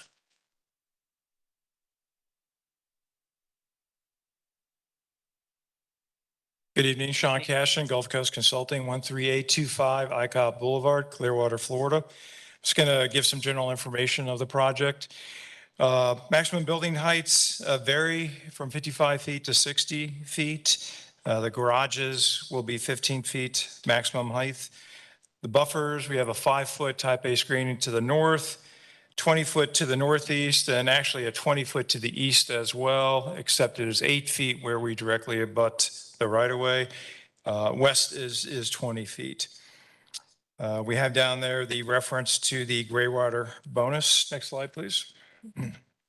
Neighboring developments, the blue development to the north is Ashburn Square, 298 units, 9.8 units per acre. The pink, or maybe that's fuchsia, down to the south That is Sable Point Townhomes, 190 units, 10.6 units to the acre. The yellow are the residential developments. The purple is also residential, and that is Hawks Landing. Our request is for 326 units, which is 16.11 units to the acre. Next slide, please. The setbacks from the buffer, this is not accurate. The buffers or the setbacks were recently changed, and we didn't have time to correct the presentation. But the northern setback is 90.3 feet. The western is 104.3. Eastern is 67.1. The southern is 81.1 to the multifamily or apartment building and 67 feet to the amenity building. Again, that's in the conditions of approval. Next slide, please. Just parking will be consistent with the land development code. Next slide, please. Internal circulation, we will have internal circulation for vehicular access as well as pedestrian access and cross connectivity. Next slide, please. All right, transportation. Staff did a very good job of preparing an analysis that compared the potential trips per the existing zoning as compared to what we are proposing. The existing zoning could generate 3,344 vehicle trips per day. Per this proposal, we would generate 2,561 vehicle trips per day. Just as a point of reference, there's actually a recently released 11th edition of ITE, which would reduce our proposed traffic from 2,561 to 1,480. The traffic for this mid-rise multifamily, the vehicle trips per day are actually being reduced. But anyways, the level of service, proposed level of service on 6 Mile Creek will remain at level of service C. In Falkenberg Road, both north and south of 6 Mile Creek will also remain at level of service C with our projected traffic for this development. Next slide, please. Design exceptions. So we did have 2 design exceptions for a access connection to 6 Mile Creek and also to Falkenberg Road. Both are substandard roadways. Both design exceptions have been deemed approvable by Mike Williams, county engineer. We are proposing as part of that design exception to construct approximately 1,180 feet of sidewalk on the west side of Falkenberg up to Ashburn Square Drive, which is actually 700 feet north of this development. So there is 700 feet of off-site sidewalk on Falkenberg. We are dedicating 10 feet of right-of-way on 6 Mile Creek, on the north side of 6 Mile Creek. We are proposing to construct an eastbound right turn lane on 6 Mile Creek at the intersection with Falkenberg Road.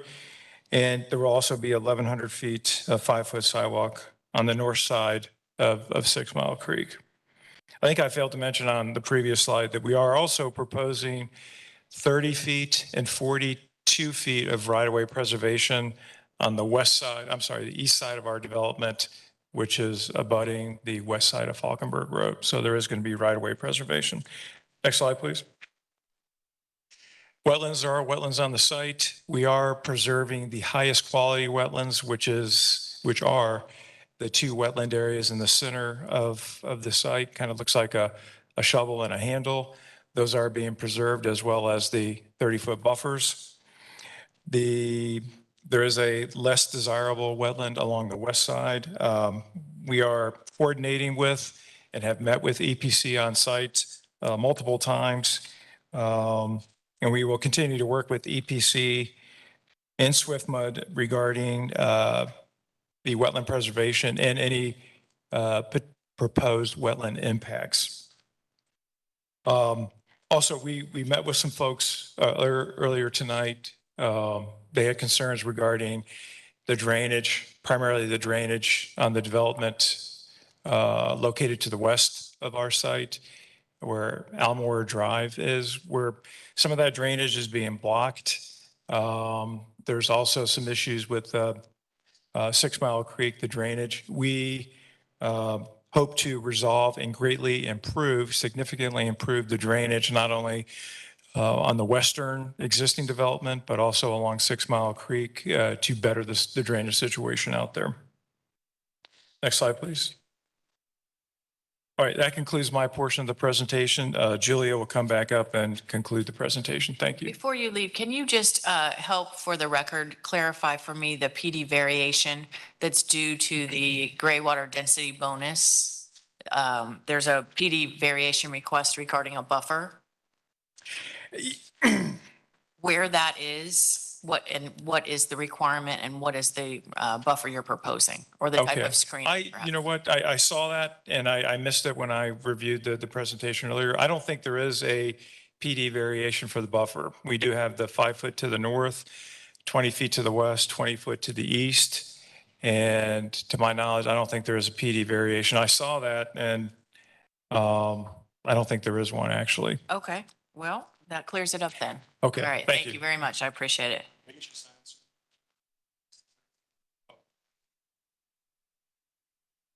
This is Julia Mandel again. I just wanted to note the PD variation provision came from something that was in the staff report. So I think we just need to make sure we're clarified that there is no need for a PD variation because the way it was drafted in the staff report, it seemed as if there could be one, but it also notes in the staff report that we are meeting all of the requirements of the PD. So I put it in there just to make sure it was covered and that would have been the basis for it. But the whole point is that we are ensuring that there is sufficient buffer and setback from the adjacent property in some places well more than is required. We also have a lot of buffers as it relates to the wetlands that exist on the property. And just to go back to what Sean said, we did have the opportunity to meet with a few of the residents that did attend. Not all of them stayed, but they did attend. The current property owner has worked really hard with a lot of the residents to deal with some of their existing stormwater problems. There was a lot of it was a property that wasn't paid attention to for quite some time. The current property owner, Ron House, he's done a great job of trying to bring the property up to at least a place where it was not creating these stormwater problems. But certainly this development would assist in ensuring that those existing problems will be managed, and anything that is necessary for us to do moving forward would benefit both our property and our development, as well as the adjoining property owners. And I did want to make that statement for the record.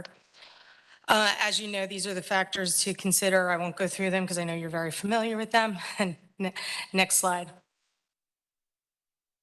In conclusion, as it's stated, we believe we're consistent with the CMU 12 future land use category, consistent with the land development code. I do, as I said, had the one PD variation, but that was maybe my misunderstanding of what the requirement was in the staff report. We are compatible with the surrounding land use patterns. Development Services has recommended approval of this subject to proposed conditions. Planning Commission staff finds the project consistent with the comprehensive plan, and you'll hear from both of them moving forward. And the applicant agrees to all the required certification and conditions of approval, and we are requesting that you recommend approval of our request. Maybe just for the record, just to make sure we're good, that it's your understanding and proposal that this project meets or exceeds all the buffering and screening standards. That is my understanding, but like I said, and we probably just need to make that clarification with staff. Staff did have some additional, some of the buffers that were, and the setbacks that were in the original staff report did get revised a little bit. And there, I believe, is a new staff report that may have just come to you later this afternoon. I do have that, but there's still a mention of the variation, which is why I asked. Yeah, I think we need to get clarification from staff if we can on that particular issue. Yes, certainly will. All right, thank you so much. I appreciate it. All right, we'll go to Development Services. Hello. Oops. Turn on the video and then turn it off. Sorry. Hello, Tim Lampkin, Development Services. Actually, I will start with the question regarding the buffer. So initially, the applicant had a different type buffer. So they didn't have a sufficient buffer. So a type B buffer a type B screening is required. The applicant was providing a type A, and they never submitted it. And instead, they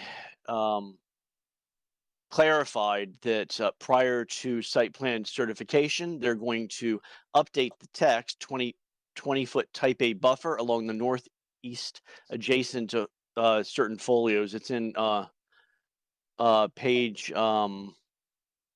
12 of the staff report, that they'll update that to a 20-foot type B buffer. So I think that they have an older version of the staff report that was printed out. So it's been updated. Also, they had an issue with the text 7.5-foot buffer along the right of way, which they're changing to an 8-foot buffer. Additionally, they need to update under permitting and development notes, item 3. So there's an inconsistency where the site plan says shall have a 60-foot maximum height, and change that to a 55 feet maximum height. On the site plan, it designates under the site data table that the applicant is requesting a 55-foot height for apartment residential buildings, and the applicant did clarify very recently that the amenity building and amenity center, the leasing center, actually has apartments integrated into the amenity center, so therefore it would fall under that. But the applicant might clarify whether or not, so it's my understanding that it's a typo, but they'll have to clarify, because if they're asking for a different height, but anyways, yes. Mr. Lincoln, can I just interrupt you? I don't want to leave the buffer issue yet. So all that being said, do they need a PD variation for the buffering and screening? They do not, no. They do not. Okay, They so do not. there's nothing needed for that. Now, There's not. regarding the height, is there a height discrepancy that you're referring to? There is. So the height discrepancy is, and the report was updated. So the height discrepancy is under the permitting and developing notes, item 3. It says, so it's kind of very fine print. It says shall have a 60-foot maximum height. However, in the site data table, it states shall have a 55 feet maximum height for residential apartment buildings. Okay. So there is a I'll discrepancy. ask them that. Okay, all right. And so that may cause the maximum building height to increase depending on what they say, if it's for a residential apartment, or if that discrepancy was just, if they're actually asking for 2 different heights, it's not clear. All But right, we'll clarify that. Go ahead, I'm sorry. Thank you. So the subject property is located on approximately 20.23 acres and is within the urban service area. The site is bounded by Falkenberg on the east and 6 Mile Creek Road on the south. The applicant is requesting to rezone from CN RC6 and PD 05-1099 to plan development for the 326 unit development. The surrounding uses are primarily residential, consisting of a planned development townhome development to the north and south, single family residential to the northeast, west, and southeast, and neighborhood commercial, which is surrounded on 3 sides by the proposed development on the east. To the north of the subject site, the applicant proposes the 5-foot buffer with the type B screening, and the applicant proposes a 20-foot buffer with type B screening along the western property boundary, which is predominantly zoned RSC4 and developed with single-family residential development, meeting the minimum requirement of the Land Development Code. The development proposes the multifamily residential building envelopes located away from the surrounding properties, creating a substantial setback from the existing residential abutting the subject site. The multifamily residential buildings will also be behind parking and drive aisles facing the perimeter on the north and the stormwater ponds to the south. The applicant proposes additional 20-foot buffers with type B screening, which is a code requirement along the northeast, where it abuts the RSC6 zoning developed for single-family homes.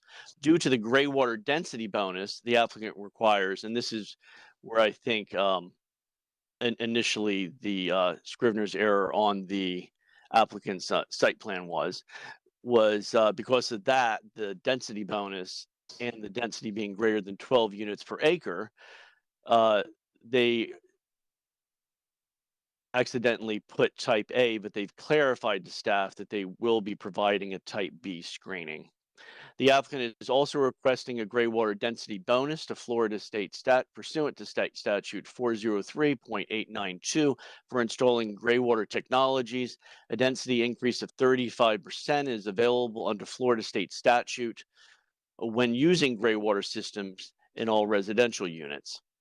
The subject property developed at 12 dwelling units an acre would be allowed a maximum of 242. Applying the 35% gray water density bonus increases the number of units by 84 for a total of 326 units, which is the applicant's request. And there is conditions 3 and 4, which tie the development to the gray water standards. Staff does find that the project is consistent with the comprehensive plan and regulations of the Hillsborough County Land Development Code. Based upon these considerations, staff finds the request approvable with conditions. And that concludes staff's presentation unless there are any questions. No further questions. We'll ask them the height issue at the rebuttal period. All right, Planning Commission. Andrea Pappendrew, Planning Commission staff. Subject property is within the community mixed use 12 future land use category. It is within the urban service area and the East Lake Orient Park community plan. The intent of the community mixed use 12 category is to be urban in intensity and density of uses, with development occurring as the provision and timing of transportation and public facility services necessary to support these intensities and densities are made available. Subject site is surrounded by community mixed use 12 on the north, west, and south sides. Urban mixed use 20 is located across Falkenberg Road North on the east side. The proposed plan development meets the intent of the community mixed use 12 category as it is providing for an urban level density with a maximum of 326 multifamily units. The proposed rezoning meets the intent of Objective 1, which requires that 80% of the growth of the county to be within the urban service area, and Policy 1.4, which states that compatibility does not mean the same as, rather refers to the sensitivity of development proposals and maintaining the character of existing development. The subject site is currently vacant and is along a collector road where there are surrounding residential uses. Surrounding uses are primarily single-family residential. The buildings will be behind the parking and drive aisles facing the perimeter of the north, and the stormwater ponds will be on the south. A high-density multifamily residential use will provide for an urban level intensity of housing types in this area of the county that is serviced by transit and well-placed in terms of access. The proposed rezoning provides an opportunity for infill residential development that anticipates a higher density development pattern and is consistent with the intensity expected in the community mixed-use 12 future land use category. According to Objective 9 and Policy 9.2, all development proposals must meet or exceed all local, state, and federal land development regulations. The site has been redesigned per the Environmental Protection Commission's request and does not require resubmittal. The existing wetland areas on the site will be mitigated and will not be impacted. The total wetlands on site are less than 25%, which means that the density can be calculated for the gross acreage of the site. This would permit up to 242 dwelling units. However, the proposed rezoning is also requesting a gray water density bonus per Florida state statute, which permits another 35% increase for a total of 326 units. At the time of filing this report on August 3rd, 2022, zoning and transportation comments were not yet available in optics. The subject site is surrounded by residential uses. There are single-family residential uses located to the north, and which will be set back from the actual buildings, the placement of the parking and the drive aisles on the northern side. The proposal meets the compatibility requirements of Objective 16 and Policy 16.2, 16.3, 16.8, 16.10, and 16.13 as the multifamily development complements the existing range of residential development in the area, which includes mobile homes, single-family residential, townhomes, and multifamily uses. It's also supported by public transit via bus stop located approximately 0.5 miles away at the Martin Luther King Jr. Boulevard and North Falkenberg Road intersection. And the subject site is located along a collector roadway in the urban service area, which is preferred for high-density residential development. Subject site meets the intent of Objective 9 and 19.1. As per 19.1, the horizontal integration of offsite uses is allowed if the site meets specific criteria, which requires that the use be on the same side of a connected sidewalk on a collector road, which is a quarter mile away. The applicant is requesting to use the existing diner restaurant that is currently zoned for commercial neighborhood uses that fronts Falkenberg Road. The applicant has agreed to a condition of approval to construct the connecting sidewalk along Falkenberg Road that connects the subject site with the diner restaurant in phase 1 of the development, and that it will be completed prior to certification of occupancy. Planning Commission staff wishes to stress that the consistency finding in this review is contingent upon this condition being memorialized as a condition of approval. The community design component provides policy direction about design neighborhoods that are related to the predominant character of the area. Objective 12-1 requires new development to be designed in a compatible way to the surrounding area. While there are no multifamily uses directly adjacent to the site, it serves to introduce multifamily residential development in a complementary manner to the existing commercial uses. Subject site is within the limits of the East Lake Orient Park Community Plan, which encourages the development of housing for all income levels. And the site is in an area that is noted for its redevelopment potential, and the proposed rezoning can work to fulfill that direction in the community plan. Based upon the above considerations, Planning Commission staff finds the proposed plan development consistent with the future of Hillsborough Comprehensive Plan for unincorporated Hillsborough County, subject to the conditions of the Development Services Department of Hillsborough County. Thank you. Thank you. I appreciate it. Is there anyone in the room or online that would like to speak in support? Yes, ma'am. Are you here to support the project, to speak in support or in opposition to it?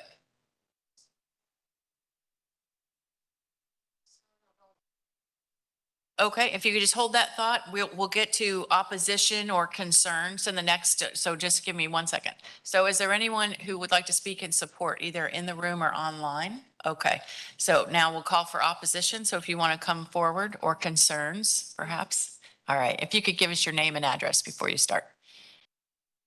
My name is Rosa Elena Jaiko, 4406 North Falkenberg Road. I have a concern about the commercial zoning. It will change with this plan that this company has, because there are just two commercials in the 4405 and 4406 in a small area, almost 7,000 square feet.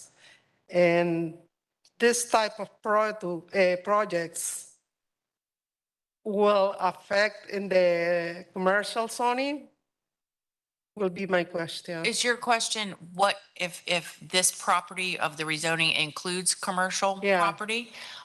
So let me have the applicant who goes next can answer that question when it's their turn to talk.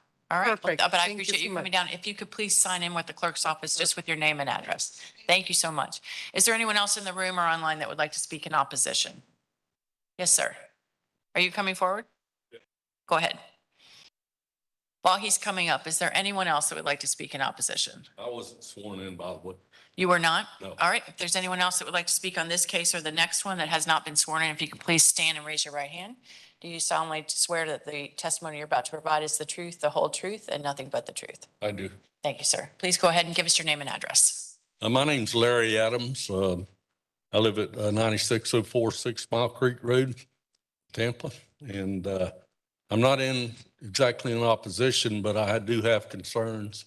And one of my main concerns is traffic at 6 Mile Creek and Falkenberg, which is horrendous now especially during rush hour. And if they got 326 units, then Lord knows how many automobiles there's going to be, at least 2 per unit probably. So I'm wanting a traffic light put there. 6 Mile Creek Road and Falkenberg Road. And I'm also concerned about the drainage, which I know that I've talked to the lawyer, but this has been proposed before to do the same thing, and it was turned down, and the zoning board said that nothing would ever be built there until there was a major redevelopment of the drainage system, because there's one outlet where the water comes under 6 Mile Creek Road to go down to MLK. And it's not sufficient for what's there now. And Lord knows when I've got 20 acres of asphalt and concrete, where's all the water going then? Plus we get water from development before that comes from two drainage ponds or retention ponds that's about a quarter mile west of this crossover point on 6 Mile Creek Road. So that's a big concern is the place is all the residents there on Alamora and all have always had water problems. And this I haven't seen anything they're doing going to improve it any. That's my concerns. All right, sir, I appreciate you coming down to testify. I do. If you could please sign in with the clerk's office, just with your name and address, I appreciate it. Thank you so much. All right, seeing no one else that wants to testify in opposition, we'll go back to county staff. Nothing further. Nothing further. All right, then, Ms. Mandel, it is your time for rebuttal. If you could answer the person's question regarding if there any commercial on this property. Certainly. So we're clear, this is a multifamily residential development. There is no commercial that is being requested. There is a little restaurant at the corner that exists. We're going to build a sidewalk and we're going to make that accessible, but there's no additional commercial being requested, and that's not part of our plan. And of course, as you know, for us to do that, we'd have to come back to you. I am going to ask Mr. Cashin to come up to talk about some of the drainage issues and the transportation issue. Thank you so much. Sean Cashin, for the record.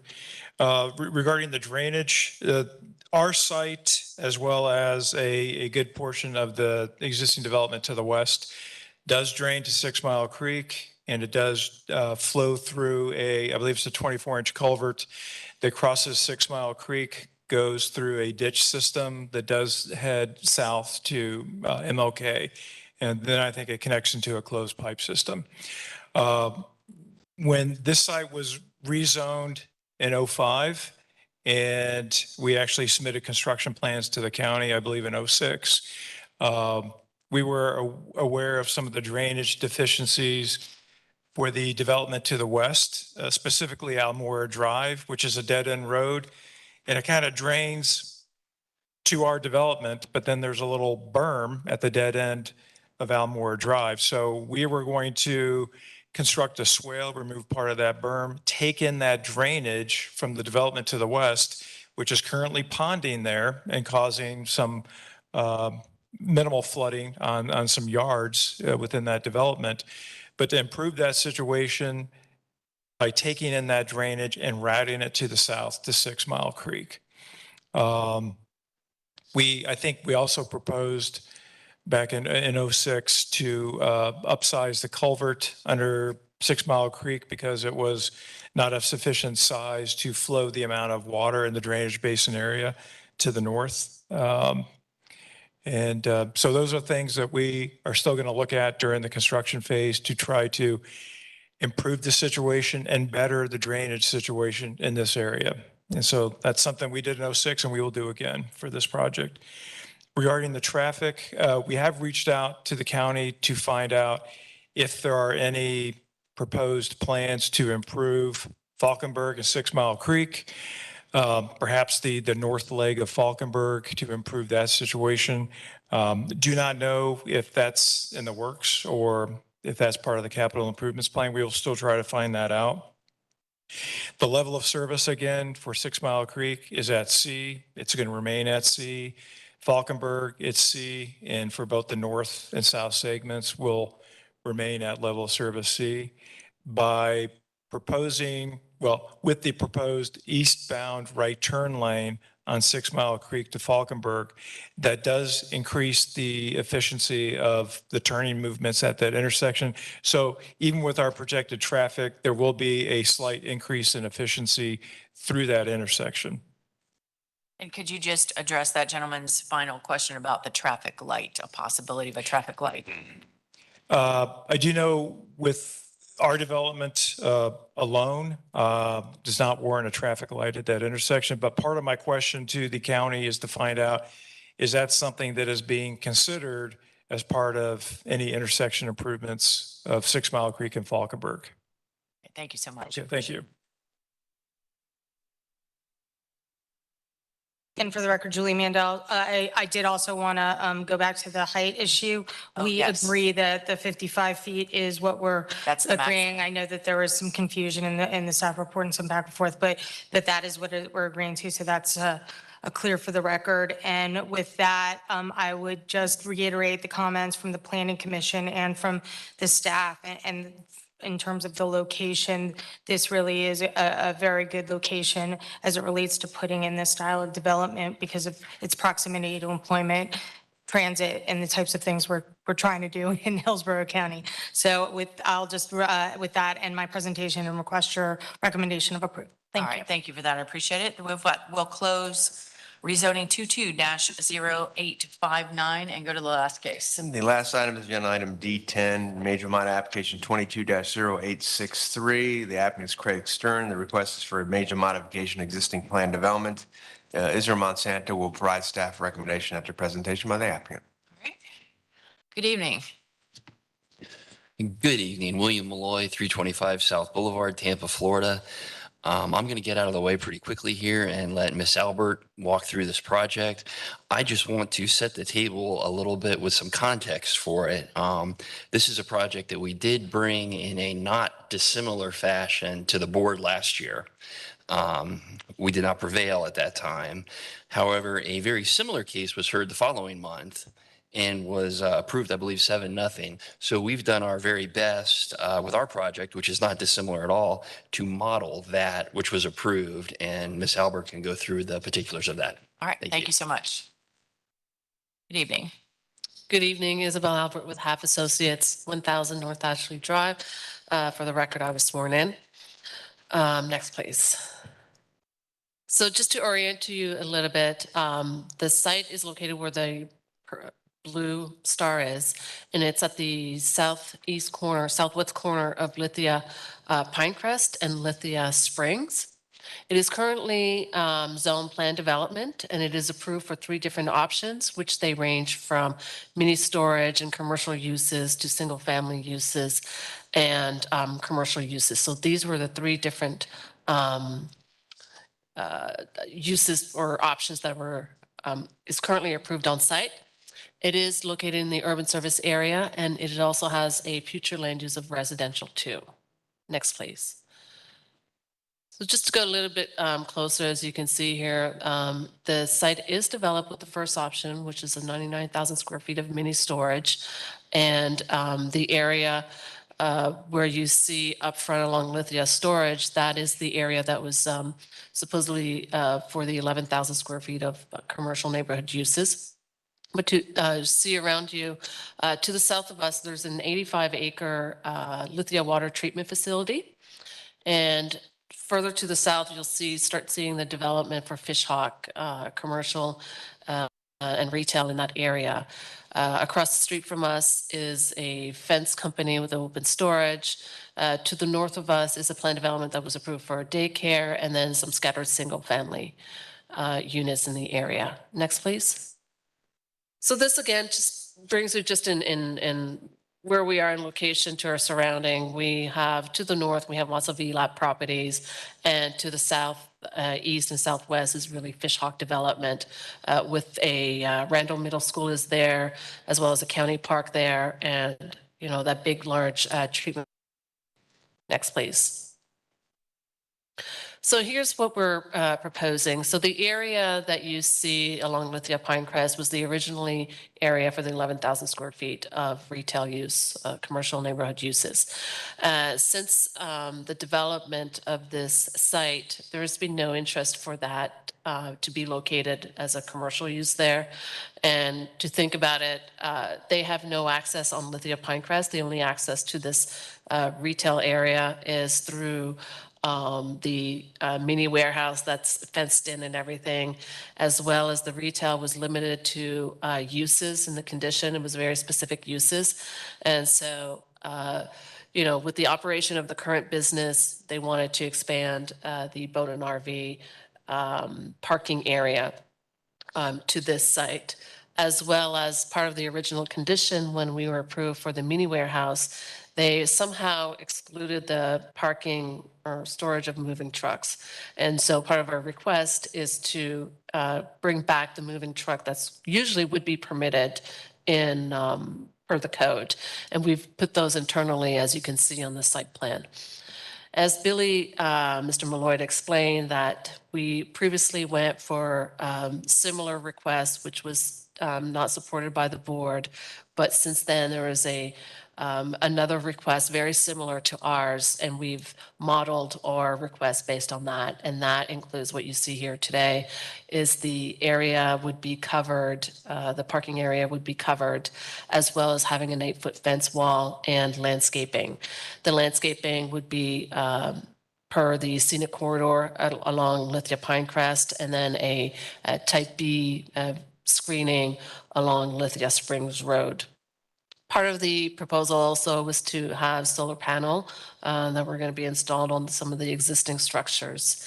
And so that's basically what our proposal is. Next, please. Ms. Albert, can I ask you before you Sure. move on from that slide? Thank you for going back. I appreciate that. Did the original approval or the current approval allow some RV and boat storage? Yes. So per the land development code, you're allowed to have a percentage of boats and RV storage, and they have to be located internally to the development. Now, with this one, we are proposing a greater number than the 20%. It brings us up to that 50%, and to have it located, not that it's surrounded by existing buildings. Okay, I understand. Right. And so that kind of meets the intent, as long as the boat and RV storage was accessory to the main use, which is what it is, it meets the intent. Next, please. So again, this is located in the Res 2, residential to future land use. And, the intent of the future land use is, suburban level, neighborhood commercial uses, office, multi-purposes, just to serve the non-urban areas that serving the non-urban areas that could be permitted there.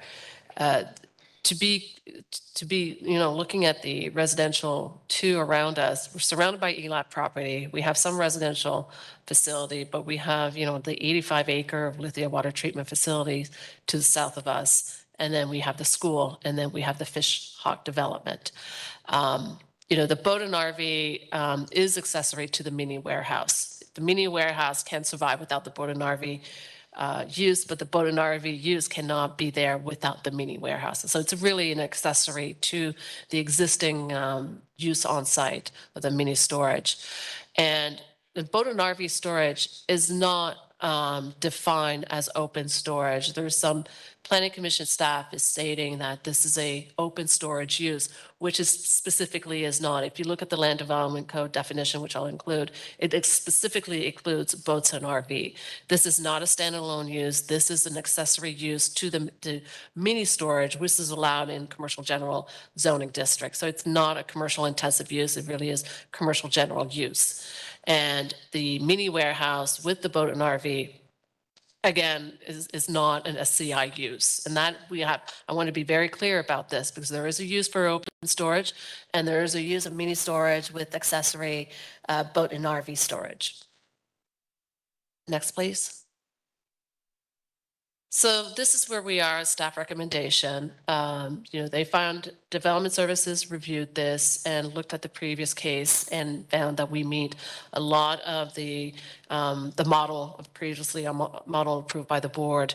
And they found the request consistent with the land development code. It's compatible with the surrounding area and has confirmed that what we're proposing is still accessory to the main use of the mini warehouse. And this is where we're not seeing the same page with Planning Commission, as the Planning Commission found that this use is a intensive use. It's an open storage in a residential to land development, future land use, which I showed to you that it is not an open storage use. It is an accessory use to the mini warehouse. And they found that they could not support the use to this day.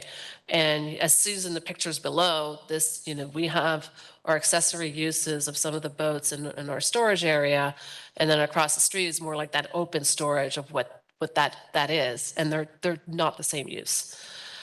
Next, please. So during the original request, as well as this one, we have lots of letters of support from the community. We don't have any opposition. There's only, like I said, little pocket of residential, but we're not surrounding, we're not encroaching into a neighborhood, in a residential neighborhood. We have lots of support from the community. The current request is actually decreasing the traffic than what's currently would be permitted, with the 11,000 square feet of commercial uses. We felt like the thoughtful and enhanced design allowed for the request to be compatible with the surrounding area, which meets the policy of the neighborhood, compatible with the neighborhood. The proposal is at a neighborhood scale and serving the neighborhood. Again, this brings us back to all the letters of support that we've received, which is a great use for the area. The conditions of approval have been crafted to meet all these additional design requirements that we are proposing. It is consistent with the intent of the Land Development Code as well as with the Hillsborough County Comprehensive Plan. And lastly, during the original rezoning, there is a design exception that was approved with the Springs.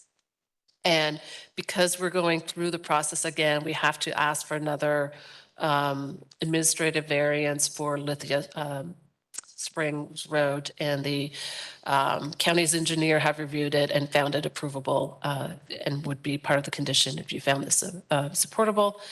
And I think that concludes my application. If you have any questions, I'm here to answer them. A question, if you know, between the different, I see that the proposed RV boat storage spaces will be covered. Correct. And then have the solar panels on top. I see Correct. that. The solar panels would be on these existing structures. I see. Okay. I see. It's just for sturdiness. Shall be installed on the roof of the existing buildings. Oh, and not the cover for the RV boat stuff. Correct. Storage. I see. Correct. It's just that engineering wise, I'm not sure exactly how it is and felt like better if they would be on the existing structures. Okay, understood. My question is, if you know, how many spaces are currently utilized under the existing, if you're storing RVs and boats there currently, and as opposed to what would be the number of spaces under this proposal? So currently, I don't have the numbers of spaces, but we are close to that 20%. Okay.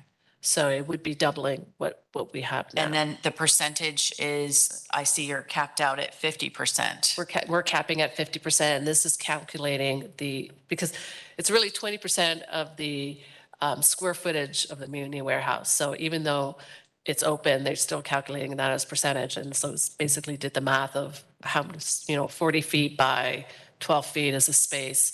And so we were trying to do that. That's and what I that was came trying to to get to. Yes. I see. So we did calculate that. Okay. And so that's how you see. All right. And I think that was my only question so far. Okay, Thank you so much. I appreciate it. Does that conclude your presentation? All right, thank you. If you could, everybody sign in, I'd appreciate it. For now, I understand I have some time left if we need to, for rebuttal. but- Understood. All right, we'll go to Development Services. Good evening. Israel Monsanto Development Services. I'll try to keep it short and concise. The applicant did a good job presenting the case overall. The subject site zone plan development is currently approved for 3 development options. The project is located in the southwest corner of Lithia Pinecrest Road and Lithia Spring Roads in Lithia. A PD is approved to the north for a daycare. Parcels to the east, west, and south are zoned agricultural rural and developed with a fence company, single-family home, and a water treatment plant, respectively. The site has been developed under development option number 1, which allows up to 99,000 square feet of mini warehouse with outdoor storage of RVs and boats, in addition to up to 11,000 square feet of commercial neighborhood uses. The PD is a single parcel and is 14.7 acres in size. The site is also regulated by Land Development Code Section 61160, mini warehouses, locational and design requirements, with the exception that the leasing of moving truck is prohibited. Per the Land Development Code, the total square footage of the designated outdoor storage area shall not exceed 20% of the developed square footage for the enclosed portion of the mini warehouse facility. The site today is developed with the 99,000 square feet of mini warehouse building and 19,800 square feet of outdoor areas for the storage of RVs and boats, which is that 20% of the enclosed portion of the project. The area along Lithia Pinecrest Road is vacant today and is reserved for that 11,000 square feet of building space for CN uses.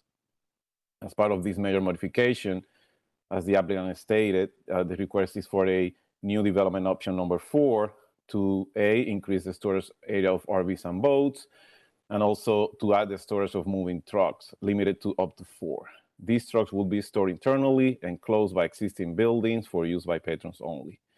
The new expansion area for the RV boat storage will be placed along the east at the frontage of Lithia Pinecrest Road. It will not be internal to the project and will not be enclosed by buildings. With development option number 4, the applicant proposes to replace the area of the 11,000 square feet of CN uses approved today. The RV boats storage space will be accessory to the principal mini warehouse use.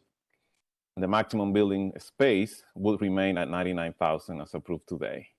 Since the site already has the designated outdoor storage of RVs and boats of no more than 20%, the enclosed space of the facility per LDC 61160E3, a waiver is being requested by the applicant to allow an increase of the outdoor storage above that 20%. A second waiver from 61160E4 is also being requested to eliminate the requirement that the designated area for the expansion of the outdoor storage area shall be internal to the project and enclosed by buildings. As stated by the applicant, the site had requested a minor modification last year to expand the the outside storage of RVs and boats to be over that maximum 20%. That case was heard by the Board of County Commissioners in December 2021. Planning Commission did not find that request consistent with the current future land use of Res 2, which does not allow open storage. That open storage is outdoor storage as a principal use is precluded by setting that 20% maximum of outdoor storage areas for RVs and boats per the Land Development Code for the mini warehouse use. Development Services staff evaluated the proposed wall screening along Lithia Pinecrest as part of that application, which provided a high design and look of building similar to the existing structure with architectural features, roof lines, and materials to address compatibility of the outdoor storage area.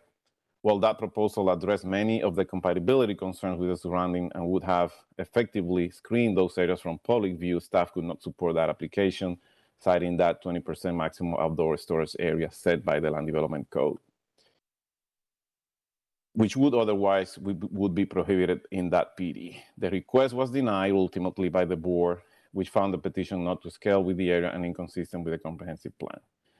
Planning Commission, as stated, also found this request inconsistent with the comprehensive plan based on compatibility issues and inconsistent with the residential to future land use category, just like that previous minor modification as stated. However, Development Services staff has found this request tonight approvable, and this is mainly because This project, as presented by the applicant this time, proposes conditions and site design standards similar to another rezoning pertaining to a mini warehouse use that have recently received approval by the board, in which the outside storage of RVs and boats increased to be beyond that maximum required 20%. Therefore, they waiving the LDC section 61103E3 and also section of the code 61103E4. That plan development 211092 was approved last February and consisted of 54,000 square feet of a self-storage facility. That PD is located along Kingsway Road in Seffner and is allowed to have areas to store RV and boats that are more than 20% of the approved enclosed area. The outdoor storage is limited to the storage of boats and vehicles only, and as noted before, the board approved the waivers from the LDC for the outdoor storage and also for the screening, not being enclosed by buildings. As part of this application, the applicant provided a comparison between the approved PD plan for the application on Kingsway Road and this proposed project in Lithia Pinecrest Road. The key points that this project will provide, which are consistent with the approved mini warehouse in Kingsway Road, are a 15-foot buffer yard with 4 canopy trees and 4 understory trees per 100 linear feet provided along frontage roads, and this is consistent with the suburban scenic corridor requirements. Also, the outdoor storage will be enclosed and shielded by the adjacent right-of-way by means of landscaping or fencing as shown on the general site plan, and an 8-foot high opaque fence will enclose the outdoor space. And additionally, the outdoor storage will be covered and solar panels are proposed on top of the structures. The applicant also states that in this situation, there are no adjacent residential uses in high number as compared to the Kingsway Road PD. Additionally, the applicant proposes to increase that 15-foot buffer along the eastern frontage to 20 feet with an 8-foot high fence with the additional screening required by the scenic corridor, which will provide a greater number of trees that otherwise is required by a Type B screening. And this is also in addition to maintaining existing vegetation as approved by the Natural Resources Review section. Staff finds that this major modification proposal is similar in nature to the recently approved self-storage project approved by the board. Both applications requested an increase of the outdoor storage areas above the 20 maximum percent per the LDC. Both outdoor storage areas are not enclosed or screened by buildings, but rather by 8-foot high opaque fences. Scenic corridor landscaping along the roads is being provided, along with a 15-foot wide buffer required by that scenic corridor. The applicant, however, is proposing again to increase that buffer area along Lithia Pinecrest. The applicant is also limiting the outdoor storage to 50% of the approved enclosed space as part of the proposed conditions, in contrast with the other rezoning petition, which did not offer a specific maximum outdoor storage area. The moving truck storage will be placed internally, as noted on the site plan, and enclosed by existing buildings. The applicant also proposes to limit that number to 4, and also to restrict the moving trucks to storage only, available for use by patrons and not the general public. So there is no leasing moving trucks open to the general public. The outdoor storage areas along Lithia Pinecrest will be covered by canopies, and solar panels are also proposed by this major modification. These standards will be conditioned to require future major modifications to the PD if future changes are proposed affecting them. And this is also consistent with the other mini warehouse site that was approved by the board. The immediate area around this subject PD consists today of a mix of commercial, residential, and agricultural uses with a water treatment plant and office uses located along Lithia Pinecrest further to the south, and a fence company on the parcel zone agricultural rural, which currently operates across the road to the east. The proposed outdoor expansion is located to the east of the site along the roadway, away from residential lots west and northwest of the site. Therefore, staff finds that the proposed storage expansion of the existing self-storage facility will not pose compatibility concerns. The applicant, again, is proposing conditions to the site with similar conditions approved by the other application, recently approved by the Board of County Commissioners. In regard to the PD variation request, staff finds those justifications that meets the criteria of approval, and the hearing master's recommendation for this application is required to include a finding on whether the requested variations meet the criteria for approval. We have also evaluated the 2 waivers from 61163 and 4 and found them approvable. The proposed outdoor storage configuration and design, in addition to the method for the screening of the outdoor storage expansion, are consistent again with the similar and previously approved storage facilities in the county. Other reviewing agencies did not object to this request, including Environmental Protection Commission and Transportation. As the applicant stated, the county engineer reviewed the administrative variance request and found that approvable. Therefore, based on all these considerations, staff recommends approval of this major modification request with the conditions as presented in our staff report. This concludes my presentation, and we're available if you have any questions. No, you answered my questions, but thank you so much. Planning Commission. Andrea Papandrew, Planning Commission staff.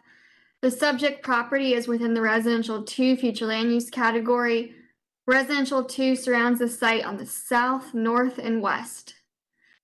To the east are the agricultural, rural, and the natural preservation future land use categories.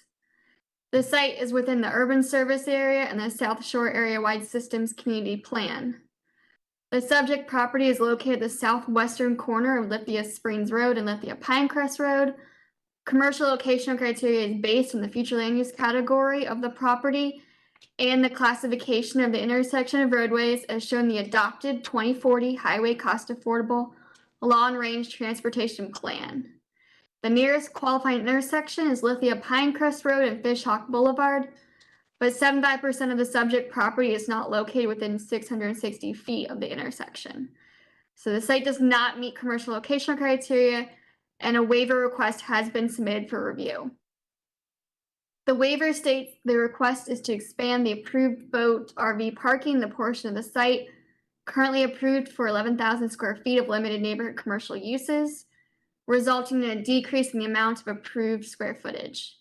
The waiver also states that commercial location criteria is implemented to address the scale and compatibility of new neighborhood serving commercial uses with the surrounding development based on distances from identified intersections.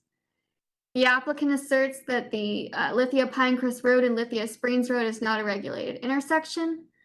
The applicant states that the waiver is requested due to the current approved uses, reduction in commercial square footage, no perceived compatibility concerns given the surrounding development, the site's location in the urban service area, adequate roadway and public facilities, and that is intended to serve the immediate residential neighborhood. Per Objective 8, future land use categories outline the maximum level of intensity or density and range of permitted land uses allowed in each category. Appendix A contains a description of the character and intent permitted in each of the future land use categories. The site is within the Residential 2 future land use category. The intent of the Residential 2 category states that the suburban level neighborhood commercial, office, and multi-purpose projects serving the non-urban areas may be permitted subject to the goals, objectives, and policies of the future land use element and applicable development regulations and conforming to established locational criteria for each use. As the language above states, only neighborhood commercial uses are allowed in the Residential 2 future land use category. The definition for neighborhood commercial uses states, intensive commercial uses shall not be considered neighborhood serving.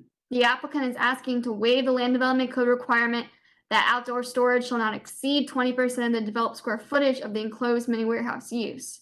Outdoor storage is a commercial intensive use that is not permitted in Residential 2. The requested modification is not consistent with development expected in the Residential 2 future land use category. The proposed rezoning does not meet the intent of FLU Policy 1.4 with respect to compatibility with the surrounding area.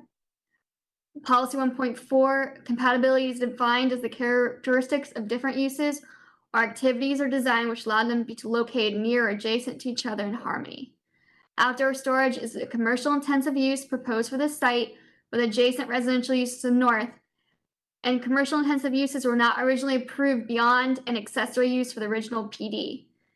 The applicant contends that the outdoor storage is accessory to the mini storage warehouse, a commercial general use, however, does not meet the definition of accessory storage according to Land Development Code, which is why the applicant has requested 2 waivers. The subject site does not meet the intent of Objective 9 in Policy 9.1 and 9.2, which requires all development to be compliant with local, state, and federal land development regulations. While the mini warehouse is considered a commercial general use, going over the 20% threshold limit for an accessory use makes the outdoor storage a secondary use of commercial intensive. Per the future land use element, Commercial intensive uses are not allowed in residential plan categories. The proposal does not meet the intent of the neighborhood protection policies, objective 16 of policies 16.1, 16.2, and 16.3. 16.1 requires development in residential areas be limited to neighborhood scale, and outdoor storage is a commercial intensive use that is noted for its intensity and scale. The increase in the outdoor storage to the south also encroaches on a development pattern that is predominantly residential, agricultural, and public institutional. FALU policy 17.7 also requires the mitigation of adverse impacts of development on surrounding properties, and the applicants are requesting waivers to two measures that contribute to the mitigation and undermines the intent of neighborhood protection policies. To address compatibility concerns, the applicant is proposing a variation to allow a fence height of 8 feet to cover all outdoor storage areas for boats and RVs, an 8-foot fence to help screen the boat and RV parking area, limiting the storage of moving trucks to 4, and not leasing the moving trucks to the public. The applicant is also proposing solar panels to be installed in the existing structures, and a condition which the boat RV parking is not permitted without the mini warehouse use. The site is also looking at a scenic corridor which requires additional screening along Lithia Pinecrest Road. Despite all these measures, the proposal to waive the 20% threshold will allow for commercial intensive uses, which undermines the future land use element as they are not allowed in the residential 2 land use category. A recent PRS application was submitted for this site asking for a 4th option of an increase in outdoor storage to 32,000 square feet and the placement of a 13-foot wall. This request was also for a waiver to the Land Development Code to allow more than 20% of the developed square footage for the enclosed portions of the mini warehouse facility. Planning Commission staff found this request inconsistent with the comprehensive plan based on compatibility issues and being inconsistent with the residential 2 future land use category. The proposed development is asking for the same 4th option of an increase in outdoor storage to 50%, which is higher intensity than the previous PRS application, which was found inconsistent with the comprehensive plan. Blue Policy 22.7 notes that commercial locational criteria is not the only factor to take into consideration when granting approval for the application. Although the applicant claims the outdoor storage component of the development should be considered accessory to the mini warehouse storage use, it is above the 20% threshold for accessory outdoor storage use. The impact of such use is beyond the realized intensity of the site.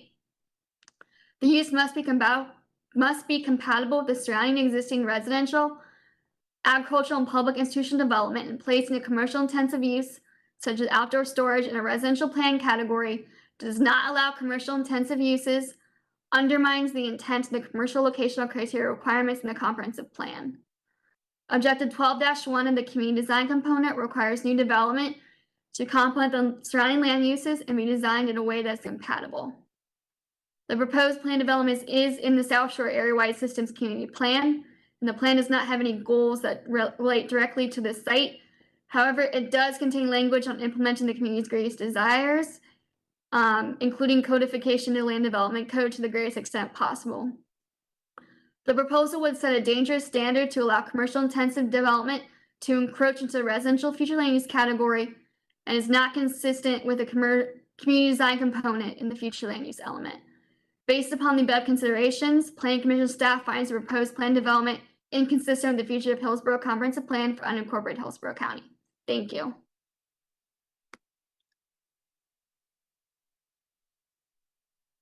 Staff report, I understand it. Oh. Okay. Oh, sure. Ms. Papandreou, I just have a quick question. I understand the Planning Commission's position. I just have a question as to whether a commercial waiver, locational criteria waiver was required to approve the non-residential uses from the original PD in 2016. I mean, a waiver was required as they're adding a 4th commercial option to the site. No, I'm talking about the original approval for the mini warehouse and the existing entitlements, especially under option 1, the mini warehouse that has since been constructed. Would that have received a waiver of commercial locational criteria to be approved? I do not have that information. I don't know if the applicant can provide that answer. Okay, we'll ask that. Thank you so much. I appreciate your testimony. All right, we'll call for anyone that would like to speak in either support or opposition, either in the room or online. Seeing no one, we'll go back to Development Services. Nothing further. All right, then we'll go to the applicant who has time allotted for rebuttal. William Malloy again. I obviously don't have any opposition, but for the Planning Commission to rebut. Just a few points. We understand their position and, you know, their role as guardians of the comp plan. As for the commercial locational criteria, this is obviously an existing operating facility. So we didn't mean to gloss over that by any means, but we consider it a bit of a moot point. I want to reinforce that we are in a situation asking for outdoor storage of very functional boats and RVs, which is a CG use. It is not open storage, which is a CI use. There was some reference to the section 16s, 1, 2, and 3 about neighborhood compatibility. Again, we have no opposition behind me. And I want to stress that in terms of compatibility, this project is entirely self-contained. And the way that we very carefully drew it this time around, especially, was with the absolute intention of one, making it as close to a project that met the criteria as possible, and two, making sure there was no line of sights that were compromised, even from the road, from outside the project. The project's totally screened. All we're doing is making available or making use of the available space that's there to store some more vehicles. That's the entire purpose of the request. So, I think Miss Albert was looking up something for you about the waiver previously. Never mind. We're finished. Thank you. Okay, thank you so much. Then with that, we'll close major modification 22-0863 and adjourn the hearing. Thank you all for your time.